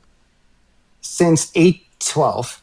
812. That's after Islam. Thank you. Okay, and how many Right. times now has it been invaded by Mongols, or specifically people with broad faces and small eyes? It was invaded 4 times by Mongols out of Okay, 19. Beautiful, beautiful. When was the first time? The first time is the siege of Baghdad. Beautiful. So the first time it Right. happens, it just so happens to be the time where it fits the prophecy, right? Well, again, it seems like it was going to fit the prophecy eventually. It happened 3 The more first times, right? the first time that it happens, it fits the prophecy, correct? So the other 3 times that happen anyway doesn't matter because the prophecy was already fulfilled by the first time, correct? Well, I think that's the point that I was making before about this prophecy, that whatever happened, the prophecy was vague. It was sacked 19 times. You waited until it 19 was sacked times. by the right people. 19 Right. times, and the first time that it actually happens where it fits the description of the prophecy is in the first time where these people actually go into the land. Which, by the way, I don't even know if that's true or not about the Mongols going into the land 4 times. 1 second. Yeah, it was How- siege in 1258, 1393, 1401, and 1446. 1 second. Yeah. Yeah, how many times did the Mongols invade the city of Baghdad? Okay, I don't know where you got 4. For me, it's coming up 2 times. The first was an unsuccessful attempt in 1245, and the second was the catastrophic, devastating sack in 1258, which is the one that we're talking about. Okay, I got 1393 and 1401. The Turco-Mongol conqueror Timur attacked and captured the city twice. Where The are you 1401 getting that siege. It was the Battle of Baghdad. I'm looking at this right now on Wikipedia. Yeah, the siege of I'm Baghdad, not seeing anything else 1393. after that. The overview is just saying those 2. And the first one they failed. Okay. Okay. Well, the point I'm trying to make is, again, you're looking at a city. You're saying that they knew that Mongolians were going to invade, and the city was sieged and taken over 19 times. What motivation would the Mongolians have to be able to go into this land to begin with to fulfill this prophecy? There's no motivation, correct? They're not Muslims yet. Yes? No, I don't think the Mongolians invaded the city to validate the prophecy. Right. So I there's don't, no I don't think that's why motivation they from did their it. end, correct? There's no motivation from their end in terms of fulfilling the prophecy, yes? They In just terms of do it fulfilling the because prophecy, correct. Okay, good. They're Because just they doing want the it simply because they resources. want the resources. Good. Right. Correct. Okay. Yeah. So there's no motivation from the people either for them to be unalive for the sake of this thing, because it also talks about people who are going to start to disbelieve, right? Sure. Amongst the Muslims, right? Sure. 2 of those groups start disbelieving, and 1 group, they end up leaving the city completely and become martyrs because they died in the desert. Yeah. Sure. Okay. So the majority of the population doesn't have motivation for the city to, for the prophecy to be fulfilled if they apostate, correct? Sure. Yeah, I agree. Okay, so there's no motivation whatsoever from any of the people involved for the prophecy to be fulfilled, except for a small group of them that also passes away. Sure. I don't think any of the people that were involved in the siege or Good. carrying out the siege have a vested interest in Good. making the prophecy Good. happen. Now, I agree. Now, back to my other question, which I asked Yeah. you and you didn't want to answer. Okay. What data can he collect to be able to come to the conclusion that the descendants of the people living in his time period were going to be able to be strong enough to go into a a very heavily populated, densely populated area and be able to siege them and take over their lands and give a description of these individuals? What sort of data can he collect for that? Well, he would need to have multiple forms of data. For the people that were invading Such as? specifically, he would have to have evidence of these people existing. Mm-hmm. One way that he could have possibly gotten that was through trade through the Silk Road. No, there's no issue. I'm not saying you have to Right? prove that the people existed in his time period. That's fine. No, okay? no, I know, The but he would have ancestors, to yeah. know something about these people. So I would say that Sure. he would have to have evidence of these people and their customs that could have been established through trade and stories through the Silk Okay, Road can that you prove predated that he any went? of this. Can you prove he went as far as Central Asia to be able to get this information, or that He anybody wouldn't have who had was to go to access Central Asia. So where would he get the specifically would not information? have had. If other people, traders, So what had other come people through, was there? what traders were there between the What Silk other Road? people are coming and giving him information about these specific people? I don't even know how this is relevant anyway. The fact that they existed isn't an issue. No. The point is that you're asking me how would he have data about these people Data or this about tribe? the people who their descendants are going to go into a specific city, take over it, and end up unaliving the majority of the people that are there or making them apostate. What kind of data would he collect for that? Sure. So if there were traders that would pass through his city and tell them that, hey, there's a tribe of people, they don't have a name, this is what they look like, they have a habit of sieging and taking over cities. So They're where are you hitting getting the idea that they have the habit of sieging and taking over cities? Because what we saw is that they only start doing this after the 800s.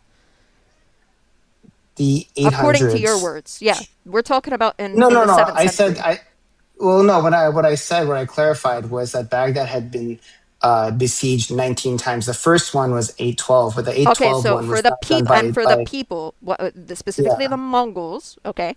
yeah. That was When do we first 1258. start okay, Yeah, so that's the first time that they start sieging, yes? the Mongols, and the first time the Mongols sieged, but Baghdad had Okay, been sieged when is multiple the times first prior to time that. when is the first time that the ancestors of the Mongols start sieging? Or The even first just the time the Mongols Mongol, themselves, because it's talking about descendants, so well, the Mongol Empire was established in the 1200s. So if you're saying that when did the Mongols themselves it would be siege after the cities? 1200s, right? Correct. However, I would say that the people that the Mongolian Empire descended from, it's not like they suddenly learned how to siege when the empire was established. They had a practice of So sieging substantiate what villages, you're towns. saying. Substantiate what you're saying. Where do you get that information from? You can't just make the From, claim and say, "Oh, they had the habit of it." I mean, I can provide you sources Go of ahead. did Genghis Khan's father invade Go ahead. cities? Let's look it up right now, okay? Sure. Did the ancestors, or let's put this way first. Who are the ancestors of the Mongols?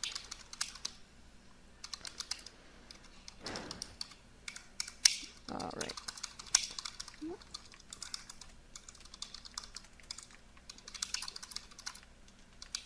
Okay. Okay, so I just asked this. They said yes, the ancestors of the Mongolian Empire, thematic steppe tribes of Mongolia, Inner Asia, and Manchuria frequently raided and invaded cities before Genghis Khan officially united them. The Xiongnu, 3rd century BC to the 1st century. The Xiongnu were the first nomadic confederation to unite the Mongolian steppe. They were the ultimate ancestral archetype of the Mongols. They would regularly invade the borders of the China's Qing, Han dynasties, looting, burning agricultural downs and border cities. Good. This goes on from the 3rd century BCE all the way up to the 12th century. Okay.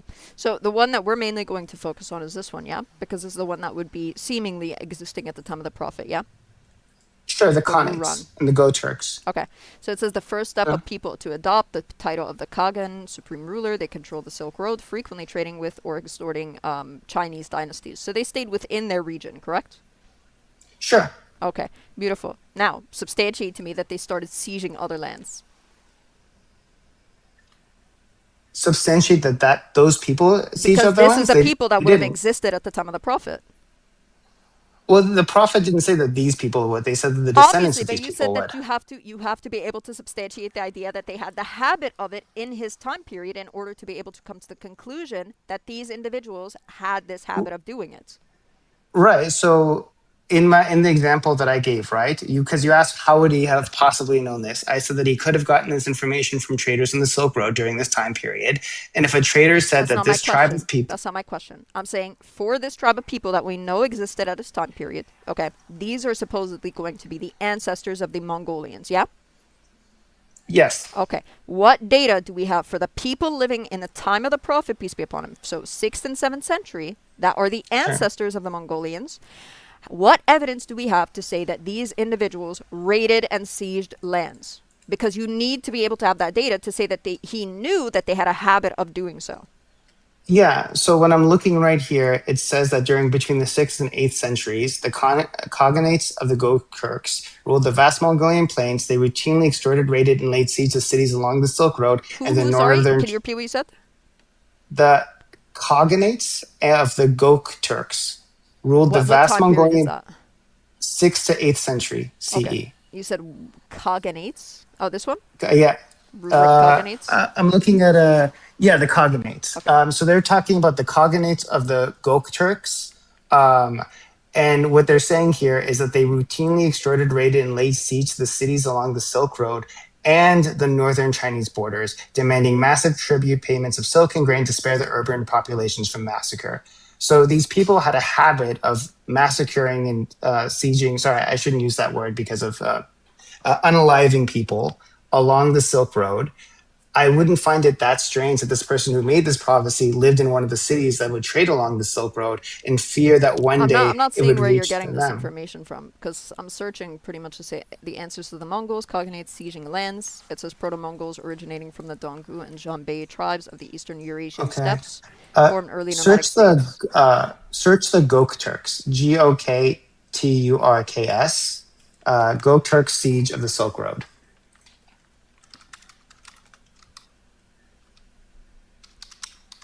Okay. The Gokturk cognates seized and controlled the Silk Road by splitting the ancient trade route into a massive economic monopoly. Under Yapgu Istami, the Western Turks conquered the strategic oases. Hold on. I don't think...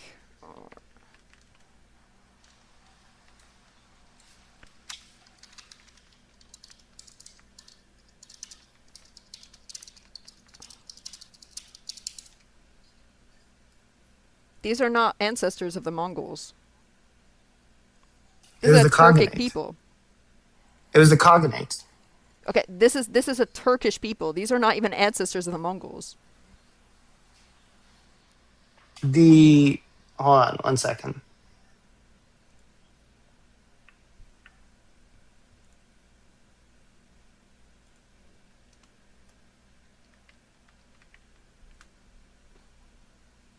No.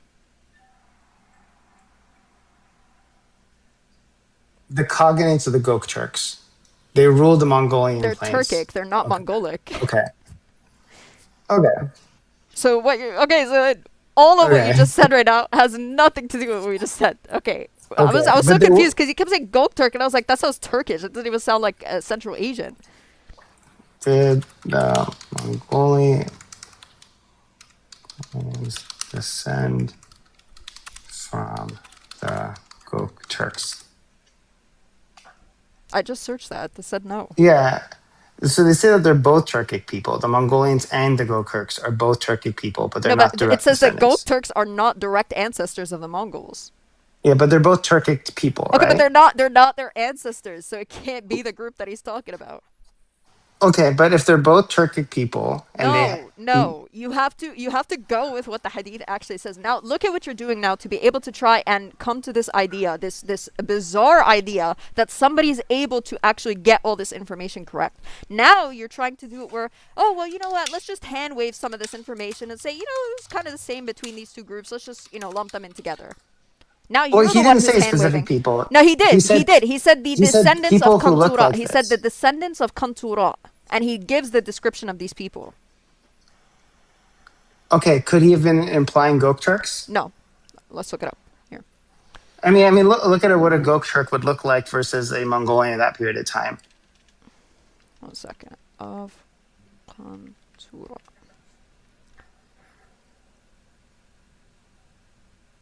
Can you look at images for like a Gokturk? 1 second.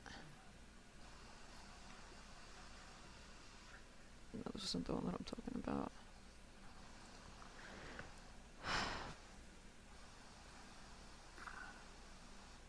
Historically, the major of Arabic writers generally agreed that the term children of Kontura was used to refer to Turks and other Central Asian peoples. Common explanation by Arabic writers is that Kontura was a slave.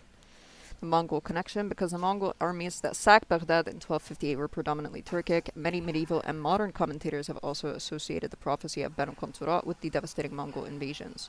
So, okay. I mean, you get my point, right? It's not that like. No, I don't get your point. Not you the haven't point made a is, single point that actually followed. Read that last sentence again. Brother, about this sentence has nothing to do with your point. You understand that, right? This is They're talking about the completely lineage. related. No, it's talking about the lineage. So the people of Kontura is referring to descendants of a particular group from Abraham's time. Okay. Okay. And he characterized the look of those people. Right, and the people that Correct. you brought up, the Gokturks, have nothing to do with what we were talking about. So you tried to bring them up to substantiate the idea that the ancestors of the Mongols had a habit of being able to siege lands and so on, successfully at least. I said that, yes. I said the ancestors of the Mongolians. But you use something that has nothing to do with the Mongolians themselves or their ancestors. It was a group that is like a sister tribe to them or something. It's a sister Or tribe. They're cousin both tribe, Turkic people. Yeah, they're not direct relations, but they're Not sister necessarily. Turkic tribes. He's not. Mongolians are not only Turkic. They're Central Asian and Turkic, right? But they don't come from Gokturks. So the evidence that you provided has nothing to do with this. They don't come from Gokturks. That is correct. However, the statement that how would he have known that people that had this phenotype would invade a city that doesn't exist? Mm-hmm. We've established now that during the Silk Road, these cities had a habit of being attacked. No, because the evidence that the evidence you brought is not for the people that he was referring to. Okay. Would you doubt the statement that Turkic people regularly siege cities along the Silk Road? They are not just Turkic people. They are Central Asian. Most Turkic people don't have broad faces and small eyes. Okay. Again, you're dodging the question. The question was... What are you talking about? He gives a specific phenotype, correct? Sure. Do most Turkish people fit this phenotype?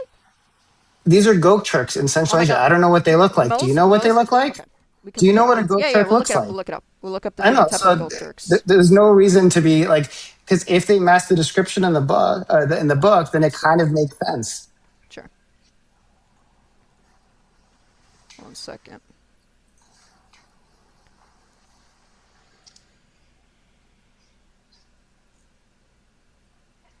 I don't know which one is actually going to be them. Hold on. Okay, that's a Gokturk. That looks pretty Mongolian to me. Yeah, 1 sec. We want to find an actual reliable source. Okay, with the ruling classes such as the Ashina rural tribe predominantly displaying Northeast Asian features. However, as a massive confederation spanning from Mongolia to Central Asia, the broader population was highly mixed, ranging from distinct East Asian types in the east to transitional and West Eurasian phenotypes in the west. So the Gokturks are not just one phenotype. Yeah, there's a wide phenotype, right? But the Mongolians But it would be aren't. consistent. But the Mongolians aren't, right? No, they both are. No, the Mongolians predominantly do look in one. They have one particular phenotype, which is dominance, and it comes from Eastern Asia. The Mongolians originate in Eastern Asia, sure. And their phenotype is what resembles Eastern Asian phenotype. Yes, predominantly. Sure. Okay. Sure. The Gokturk one is not like that. Okay, well, when you looked at pictures of Gokturks, when you were searching pictures of Gokturks... Some of the people look like that. The majority of the people did not look like that. We're talking about people who are a majority. Okay, so you asked me originally, what data could he have possibly had to have this? Yes, and these people have nothing to do with the ones that he's talking about, because they're not the ancestors of the Mongolians. Okay, so... Bro, just keep with me for 10 seconds. Can you 10 just pay seconds. attention? No. the Gok Turks have nothing to do with the Mongolians directly, correct? They're not direct descendants, correct? They're not sister Turkic ancestors. tribes. Good, so they're not the sister ancestors. Turkic Good, tribes, so they're not the correct. ancestors. Okay, so therefore Sure. it has nothing to do with what we're talking about right now. Okay, he says that these people are going to be descendants of a particular group of people. They're going to go into the land and siege that land and unalive many Muslims, or be the reason for Sure. a large apostasy and the end of the Muslim city in that area. Yeah. Yeah, that's what his claim was. That was what his Historically prophecy speaking, was. when does that first happen? The first time the people that matched the phenotype that matched it was 1258. Okay, good. So the first time it happens is also the first time where the prophecy actually works. Yeah. Yeah, the first time Okay. it happens Can is you when the show me prophecy would any be other fulfilled. time where the Yes. prophecy actually is fulfilled? Because I already showed you that there's only 2 times where the Mongolians go through. What, I don't know where you got the number 4. There was only 2 times. The first time they failed and the second time they won. Okay, yeah, I'll look it up. I don't know why you're looking it up if I already showed you that it was only 2 I have it. times. Go ahead. No, I mean I looked at it up and it said 4 times that the Mongolians invaded. So here it says that they invaded Baghdad twice. Okay, did the Mongolians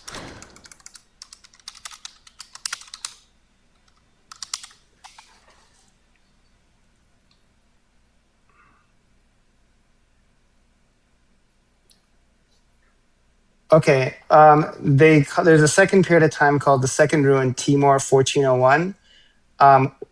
So the reason they're saying what, this is sorry? the Second Ruin. The second Timor. ruin of what? Second Ruin, Timor occurred in 1401. Timur? The How do you reason spell that? Timur. Tinur? M as in Mary. Hold on. So the reason that doesn't come up is because when you're searching for it is because it's not while not part of the original Genghis Khan era Mongol Empire, the Turco-Mongol conqueror Timur, who claimed Genghis Khan as a political ancestor, invaded and brutally sacked Baghdad again in 1401. He destroyed what little infrastructure had been So rebuilt it's since not the to do. 1258. It's not to do with what we're talking about then. Yeah. Well, I would say he's the Mongolian conqueror who said that his political ancestor was Genghis Khan, and he also sacked Baghdad. Okay, so it's not to do the Mongols anymore. It's somebody who has an ancestor from the Mongols. It was a descendant of the Mongols, correct? Okay, so it's no longer the ones that we're talking about. So you still baked yourself. So there's only one instance. So there's only one instance. Hold on. There's only one instance where it occurs historically where every single one of the points actually is fulfilled. Correct? I disagree with that statement. No, You haven't brought any evidence to say otherwise. because it didn't say it has to be a Mongolian in the era of the Mongolian Empire. I'm saying every single one of the points is actually fulfilled. Where there's a large population of Muslims, okay, and then these Muslims are invaded by non-Muslims, right? The Mongols at this time were not Muslims, and they end up fleeing the land. The one group flees into the desert and becomes martyrs, and the other 2 groups, they either apostate or they remain in the land because they were not Muslims to begin with. Okay. Okay. Well, the Second Ruin, Timor. Why would that not fit the prophecy? Well, if I'm not mistaken, they were already Muslim by then.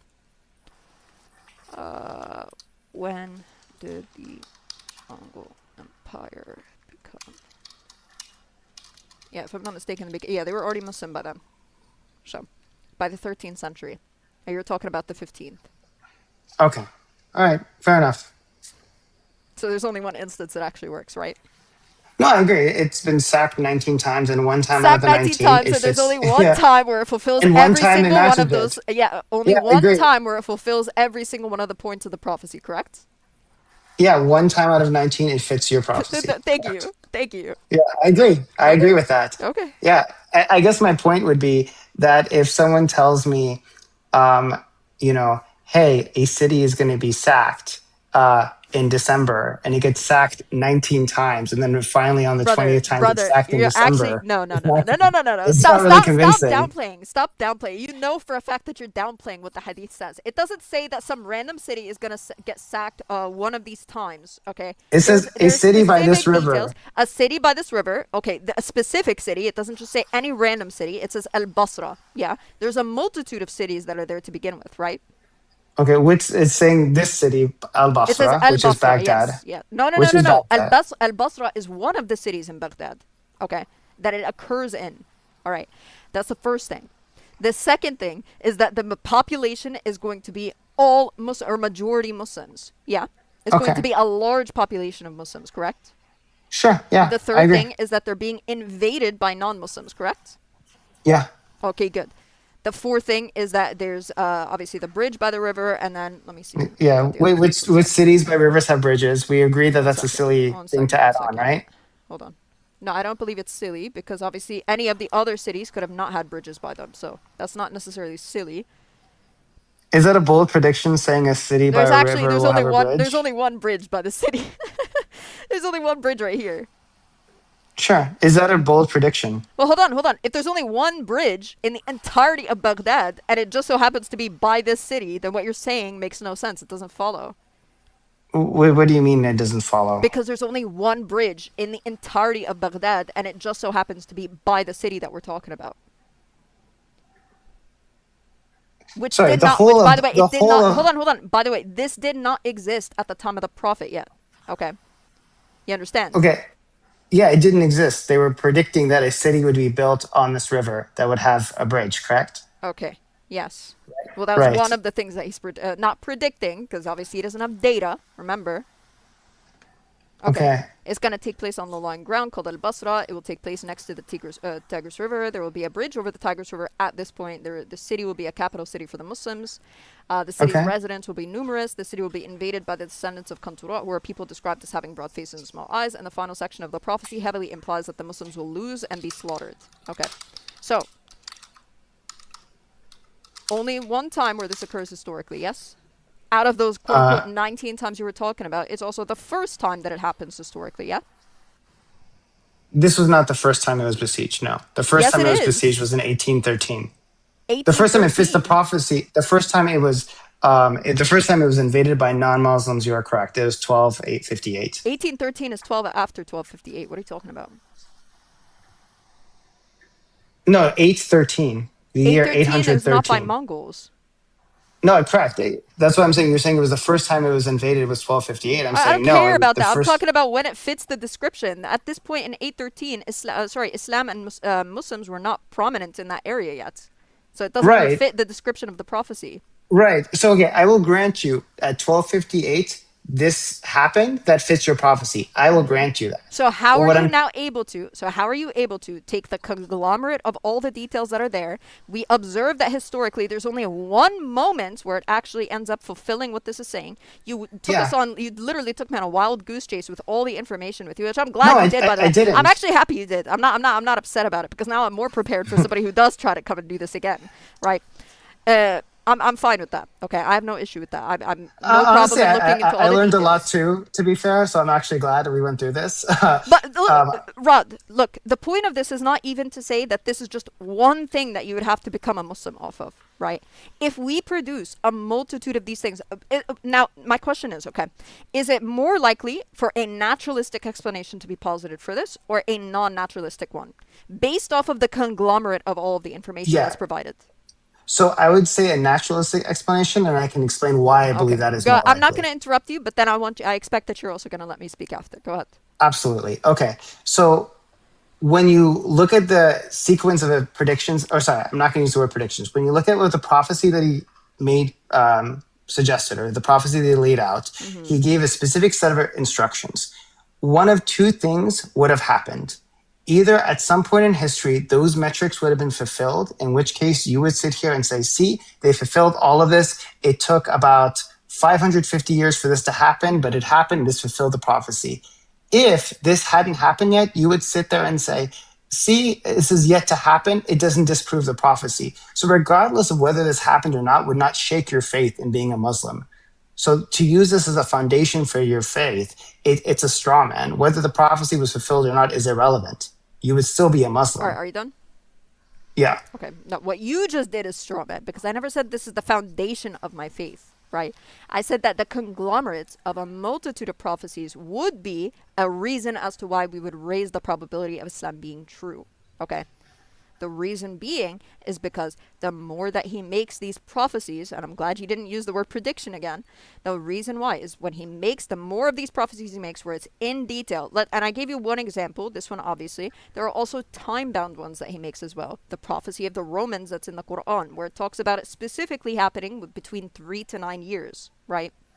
Have you heard of that one or no? No, can you? What's the time bound one? I haven't heard of that one. No. Okay, so this is a prophecy of the Romans. Okay, I think it's also on this website if I'm not mistaken. Let me see. One second. The prophecy of the Romans is the thing. Yeah, I don't know if it's on this website though or not. One sec. I think it is. They're referring to the geopolitical prediction found in the Quran, specifically in Surah Ar-Rum. Yeah. Chapter of the Romans, correct. Okay. To understand the prophecy, you have to look at what is happening in the world at that moment. Two superpowers of the day, Christian Byzantine and Zoroastrian Sasanian and Persian Empire, were locked in a brutal apocalyptic war.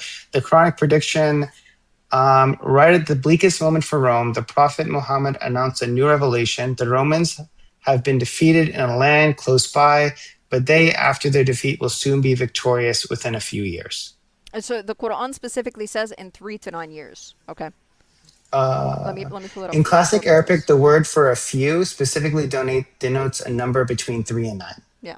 In classic Arabic, the word a few is specifically between 3 and 9. Exactly. Okay. This prophecy was incredibly risky. If the Romans stayed down, the entire credibility of the new Islamic movement would have been ruined. In fact, the Prophet's close companion, Abu Bakr, was so confident in the revelation that he actually made a public bet of camels with the Meccan pagans that the Romans would have bounced back within 9 years.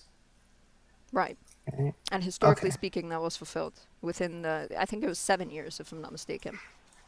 Okay. So, and by the way, I know nothing about this. I'm just reading what this tells me. No, you can look into it. It's fine. You Yeah. don't have to. You don't have And to it says, the skeptical secular view. I'm not saying this is my view, but this is what the counterpoint of this says. Yeah, critics and secular historians offer alternative explanations. They point out that the early Arabic scripts lack vowel markers and dots. Diacritics, meaning the text could technically be read as the Romans defeated someone and they will be defeated. Suggesting the text might have been interpreted or adjusted after the facts were known. Others argue that predicting a major empire would eventually win a battle in an ongoing war. It's a reasonable geopolitical gamble rather than a miracle. Okay. So that's fine. Seculars want to posit that. The problem is that we already have the interpretation early on when it comes from the earliest of people at the time of the Prophet. So that would just be an ad hoc understanding to the passage. I mean, I'll be honest with you. I don't speak the original That's fine. Arabic, the point so I don't is not know about the original language anyway. Okay, take the time. Sure. You could go look. I'm gonna give you this website because that was only one of the prophecies that we spoke about, right? Sure. Let me. All you have to do is search 101 prophecies. Sorry, 101 fulfilled prophecies. Sure. And you could screenshot this. Look into them and see what you find. Okay. There's a list. So not list, but there's like 4 of them. So we went over one, the Siege of Baghdad, right? There's 3 other ones that speak in terms of things in details. Okay. You could go through that one and, maybe come back some other time. Maybe we could talk about them, okay?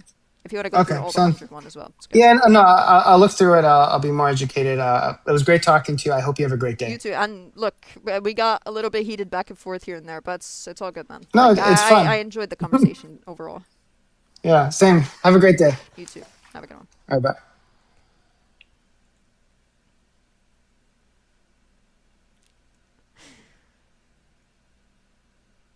One sec. Ooh, I might just bring up one more person.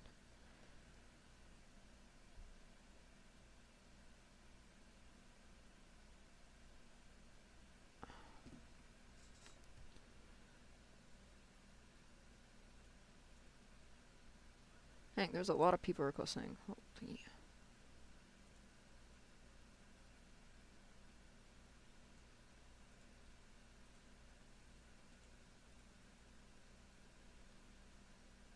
Guys, I'm trying to keep it to non-Muslims. Alright, this person's not loading in. 1 second.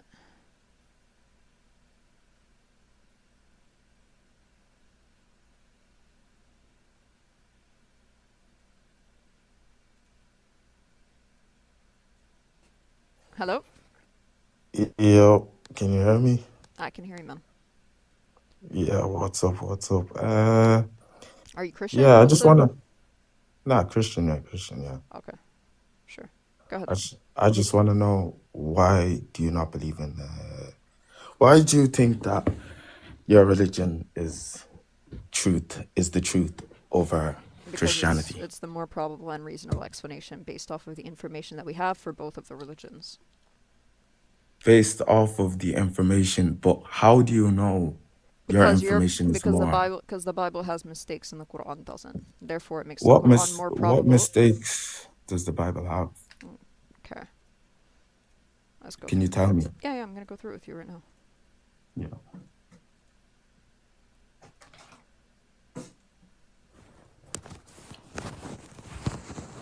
All right. So this is Exodus chapter 6 verse 3. It says, "And I Yeah. appeared to Abraham, to Isaac, and to Jacob as El Shaddai, but by my name, Yahweh, not I was known to them." What does that mean? Sorry, let me.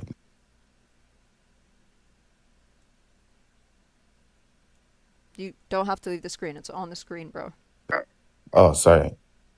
Okay. It says, "I Eh, appeared to Abraham, to Isaac, and to Jacob." So God came yeah, to Abraham, Isaac, and Jacob as yeah. El Shaddai. So this is one of God's names, El Shaddai. Actually, Okay. yeah.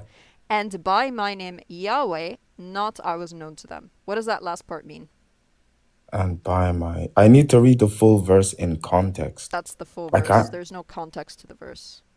No, as in what's before that. Yes. The Then the Lord Lord said to said to Moses, Moses, "Now you will "Now see you what will I will do see." to Pharaoh because of my mighty hand. He will let them go. Because of my mighty hand, he will drive them out of his country." God also said to Mm, Moses, "I am the Lord. I appeared to Abraham, to Isaac, and to Jacob as God Almighty, but by my name, the Lord, I did not make myself known to them." The word "fully" is not there in the Hebrew. "I also established mm, my covenant with them to give them the land of Canaan, where they resided as mm-hmm. foreigners." What context do you Okay. need, sir? Okay. Now I'm gonna just reread over that. So he's basically saying, "I was not known to them as Yahweh, but I was known to them as El Shaddai." Like Right, they right. do So not they know didn't him. know the name Yahweh, correct? No, not at the time, Right. because I'm saying at Abraham, Isaac, and Jacob. Okay, this is yes, after all of them, right? Moses obviously knows the name because he's writing the name. But I'm saying Abraham, yeah, Isaac, and Jacob, correct? yeah. Okay, good. Now, Because if you look at what Yahweh means I, I I don't I don't I am. don't I don't care about what it means. Okay? All I want to know is the Yeah, fact that Abraham, Isaac, and Jacob did not know that name. Yes? yes, Okay. So, the question is, yeah.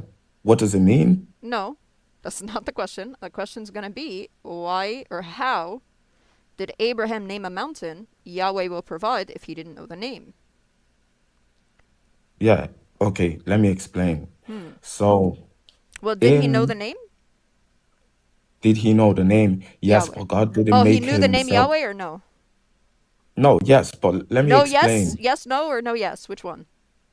Yes, He did know the he name. knows the name, So but you God did just not said 2 introduce. minutes ago that Abraham didn't know the name Yahweh. No, he did know the name, but You as the just said scripture, 2 minutes ago that he doesn't know the name. Do you want me to as play I'm back the saying tape in for you? this, can I explain Hold on. Did if you you not want just me say to 2 minutes explain? ago Abraham, Isaac, and Jacob did not know the name? No, I said God didn't introduce himself. No, you If said you that they look at didn't know the scripture, name. Okay, now you're lying, so let's just play the tape back, okay? I'm not lying. You are What I'm lying. trying to So we're gonna say, play the live back for you just to show you that you're lying, okay? yeah, One no sec. worries. But like, you need to give No, me no, no, time no. to Be quiet. explain. Be quiet. Okay. What does that mean? Sorry. Let me. Oh, this on YouTube, yeah? Yeah. Oh, I didn't even know. You Like, Jacob as yeah. El Shaddai. So this is one of God's names, El Shaddai. Actually, Okay. yeah. And by my name Yahweh, not I was known to them. What does that last part mean? And by my. I need to read the full verse in context. That's the full I verse. can't. There's no context to the verse. Hold on. No, as in what's before that. Yes, The Lord let them talk there in the foreigners. reread over that. So Okay. he's basically saying, "I was not known to them as Yahweh, but I was known to them as El Shaddai. Like, Right, they right. do So not know they didn't him. know the name Yahweh, correct? No, not at the time, Right. because I'm saying at Abraham, Isaac, and Jacob. Okay, this is yes, after all of them, right? Moses obviously knows the name because he's writing the name. But I'm saying Abraham, yeah, Isaac, and Jacob, correct? yeah. Okay, good. So, But when did you say anything about them not fully knowing, or he didn't know it at the time and later he knew nah, it? You're just making it up now, right? Because I showed you the contradiction, and but now you want to say something different, correct? no, because can you just can I talk for like 1 minute, Can you like agree that you before? didn't say that before? Yeah, And now no, I you're can changing what you agree. said, right? Let me, yeah, okay, because you're speaking so fast that when I'm I'm speaking, you're just literally, making me I triple. repeated it for you 4 times. How am I speaking fast? Okay, now let me speak on that tone. So in the book of Exodus, when the Lord speaks to Moses, he speaks to Moses and Moses says, when I should go to these people, who should I tell them that I'm speaking of? And he says, tell them I am who I am.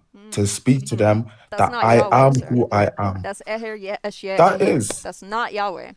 Yod He Hav He That's is not Yod Yahweh. He Vav He. Okay, that's not Yod He Vav He in Exodus. First of all, that has nothing to do with what we're talking about either. Okay. In Exodus 3:14, I'll pull it up for you. But literally has nothing to do with this, so I want you to get back on topic after I show you that it has nothing to do with what we're talking about. Look, here's Exodus 3:14. Where is Yod He Vav He? Come back. Come to the screen. What was I gonna say? Because Here, it's in Exodus 3:14, and said God to Moses, Ehyeh, Esher, yeah. Ehyeh, right? Where's Yod He Vav He? But that's the roots of the words. They No, don't it's pronounce. not. Oh, First of all, it's 4 letters, not 3. Here is only 3. If you're gonna say it's the roots, right? And nobody has ever interpreted it that way. And on top of that, if it was the case that it was talking about the root of the word, you would also expect to find it in the Greek, but it's not. Look. 1 sec. Here's the Greek as well. Exodus yeah, but it's not gonna be 3:14. Yahweh in the Hold on. Greek. Exodus 3:14. It says, and God said to Moses, I am the one being. So it says, The ego one eime being. hothon. Yeah. Yeah, well, Yahweh is not a Greek word. It's a name. It's a name, but in Right. English, it's I am who I am. In No. Aramaic, No, it it's depends on the Yod He language. Hav It He. depends on the language that you're even using. Because according to the Greek, it says ego eimi hothon. It says I am the one being. If you go based off the Hebrew, it could be I am also. It also could translate as I am the one being. So it depends on which translation you're getting it from, and it depends on who specifically you're taking it from. Now, stop deflecting because this has nothing to do with what we're talking about anyway. I want to know, how did Abraham name the mountain Yahweh will provide if he never knew the name Yahweh? That's what we were talking about. Come back. Either come back or I have to move on, ma'am. You're not letting me answer. I said to you, when God introduced himself To who? to Moses, he told him, go to the people and tell them, I am who I am, Good. sent We're you. not talking about Moses. We're talking about Abraham. Is Abraham before or after Moses? Yeah, it's before. And did Good. God So we go? don't care about what he commanded Yeah. Moses to do. We're asking you about what Abraham was commanded with. Okay? Okay, but So did Abraham know the name Yahweh, yes or no? According to Exodus 6:3. yes, but Okay, God so did not. where does it say that Abraham knew the name Yahweh? Because according to Where Exodus does it 6:3, it says it say? doesn't. You're Look. saying to me he knew the name. Now No, you're I telling me he said he doesn't know the didn't name. know the name, do not pay attention. In Exodus chapter 6, it says that he doesn't know the name. Him, his son, and his grandson don't know the name.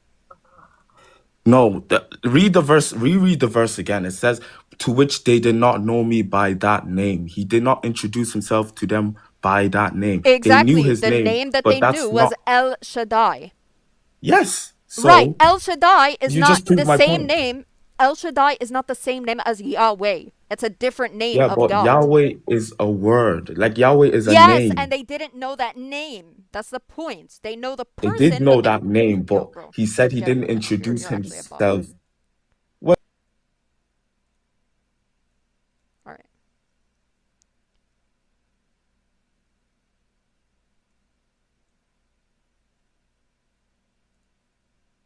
Let's see this person. I'll rage bait for real, bro. Assalamu alaikum. By consensus. Oh, thank goodness. I don't know what happened, but I thought you might never answer. I just wanted to quickly say I was born Muslim, but I'm learning so much from you. Thank you for being here. Appreciate it, sis. That's all I wanted to say, really. I hardly get accepted on these calls, but honestly, it's been a long time. I have to unlearn a lot of stuff because it's very much diluted in culture. But I mean, I've been watching you for a wee while, and I have to say, I am learning so much from you. So thank you for being here, and thank you for taking everybody on the way you are. You're also educating the rest of us out here as well. Barakallah feek, sis. I appreciate it. Jazakallah khair. That's all I wanted to say. I know, but I don't want to debate with you because I'm a learner as well. Alright, At no the end of problem. the day. Alright, sis. You take care of yourself. Thank you. Have a good one. Assalamu alaikum. Walaikum salam. Alright. I think I'm gonna call it here, guys. I'm getting low-key tired and hot. So, if you're not already following, make sure you hit the follow button at the top. I go live every day, 7 p.m. Eastern Standard Time. If you didn't get up today, maybe tomorrow will be your chance. You know, try and get here earlier. Because I try, you know, sometimes there's good conversations. Most of the good conversations come towards the end of the live. Like, the first half of the live is literally just like, what's it called?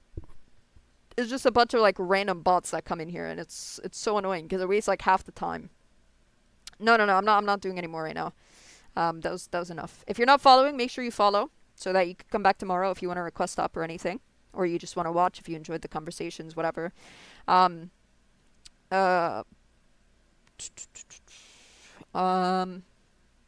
was I gonna say?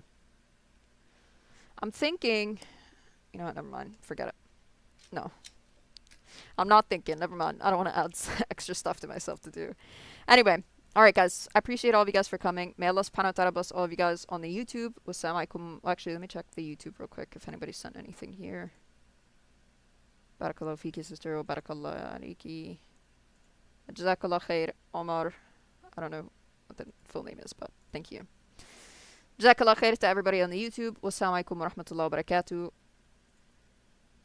And then TikTok.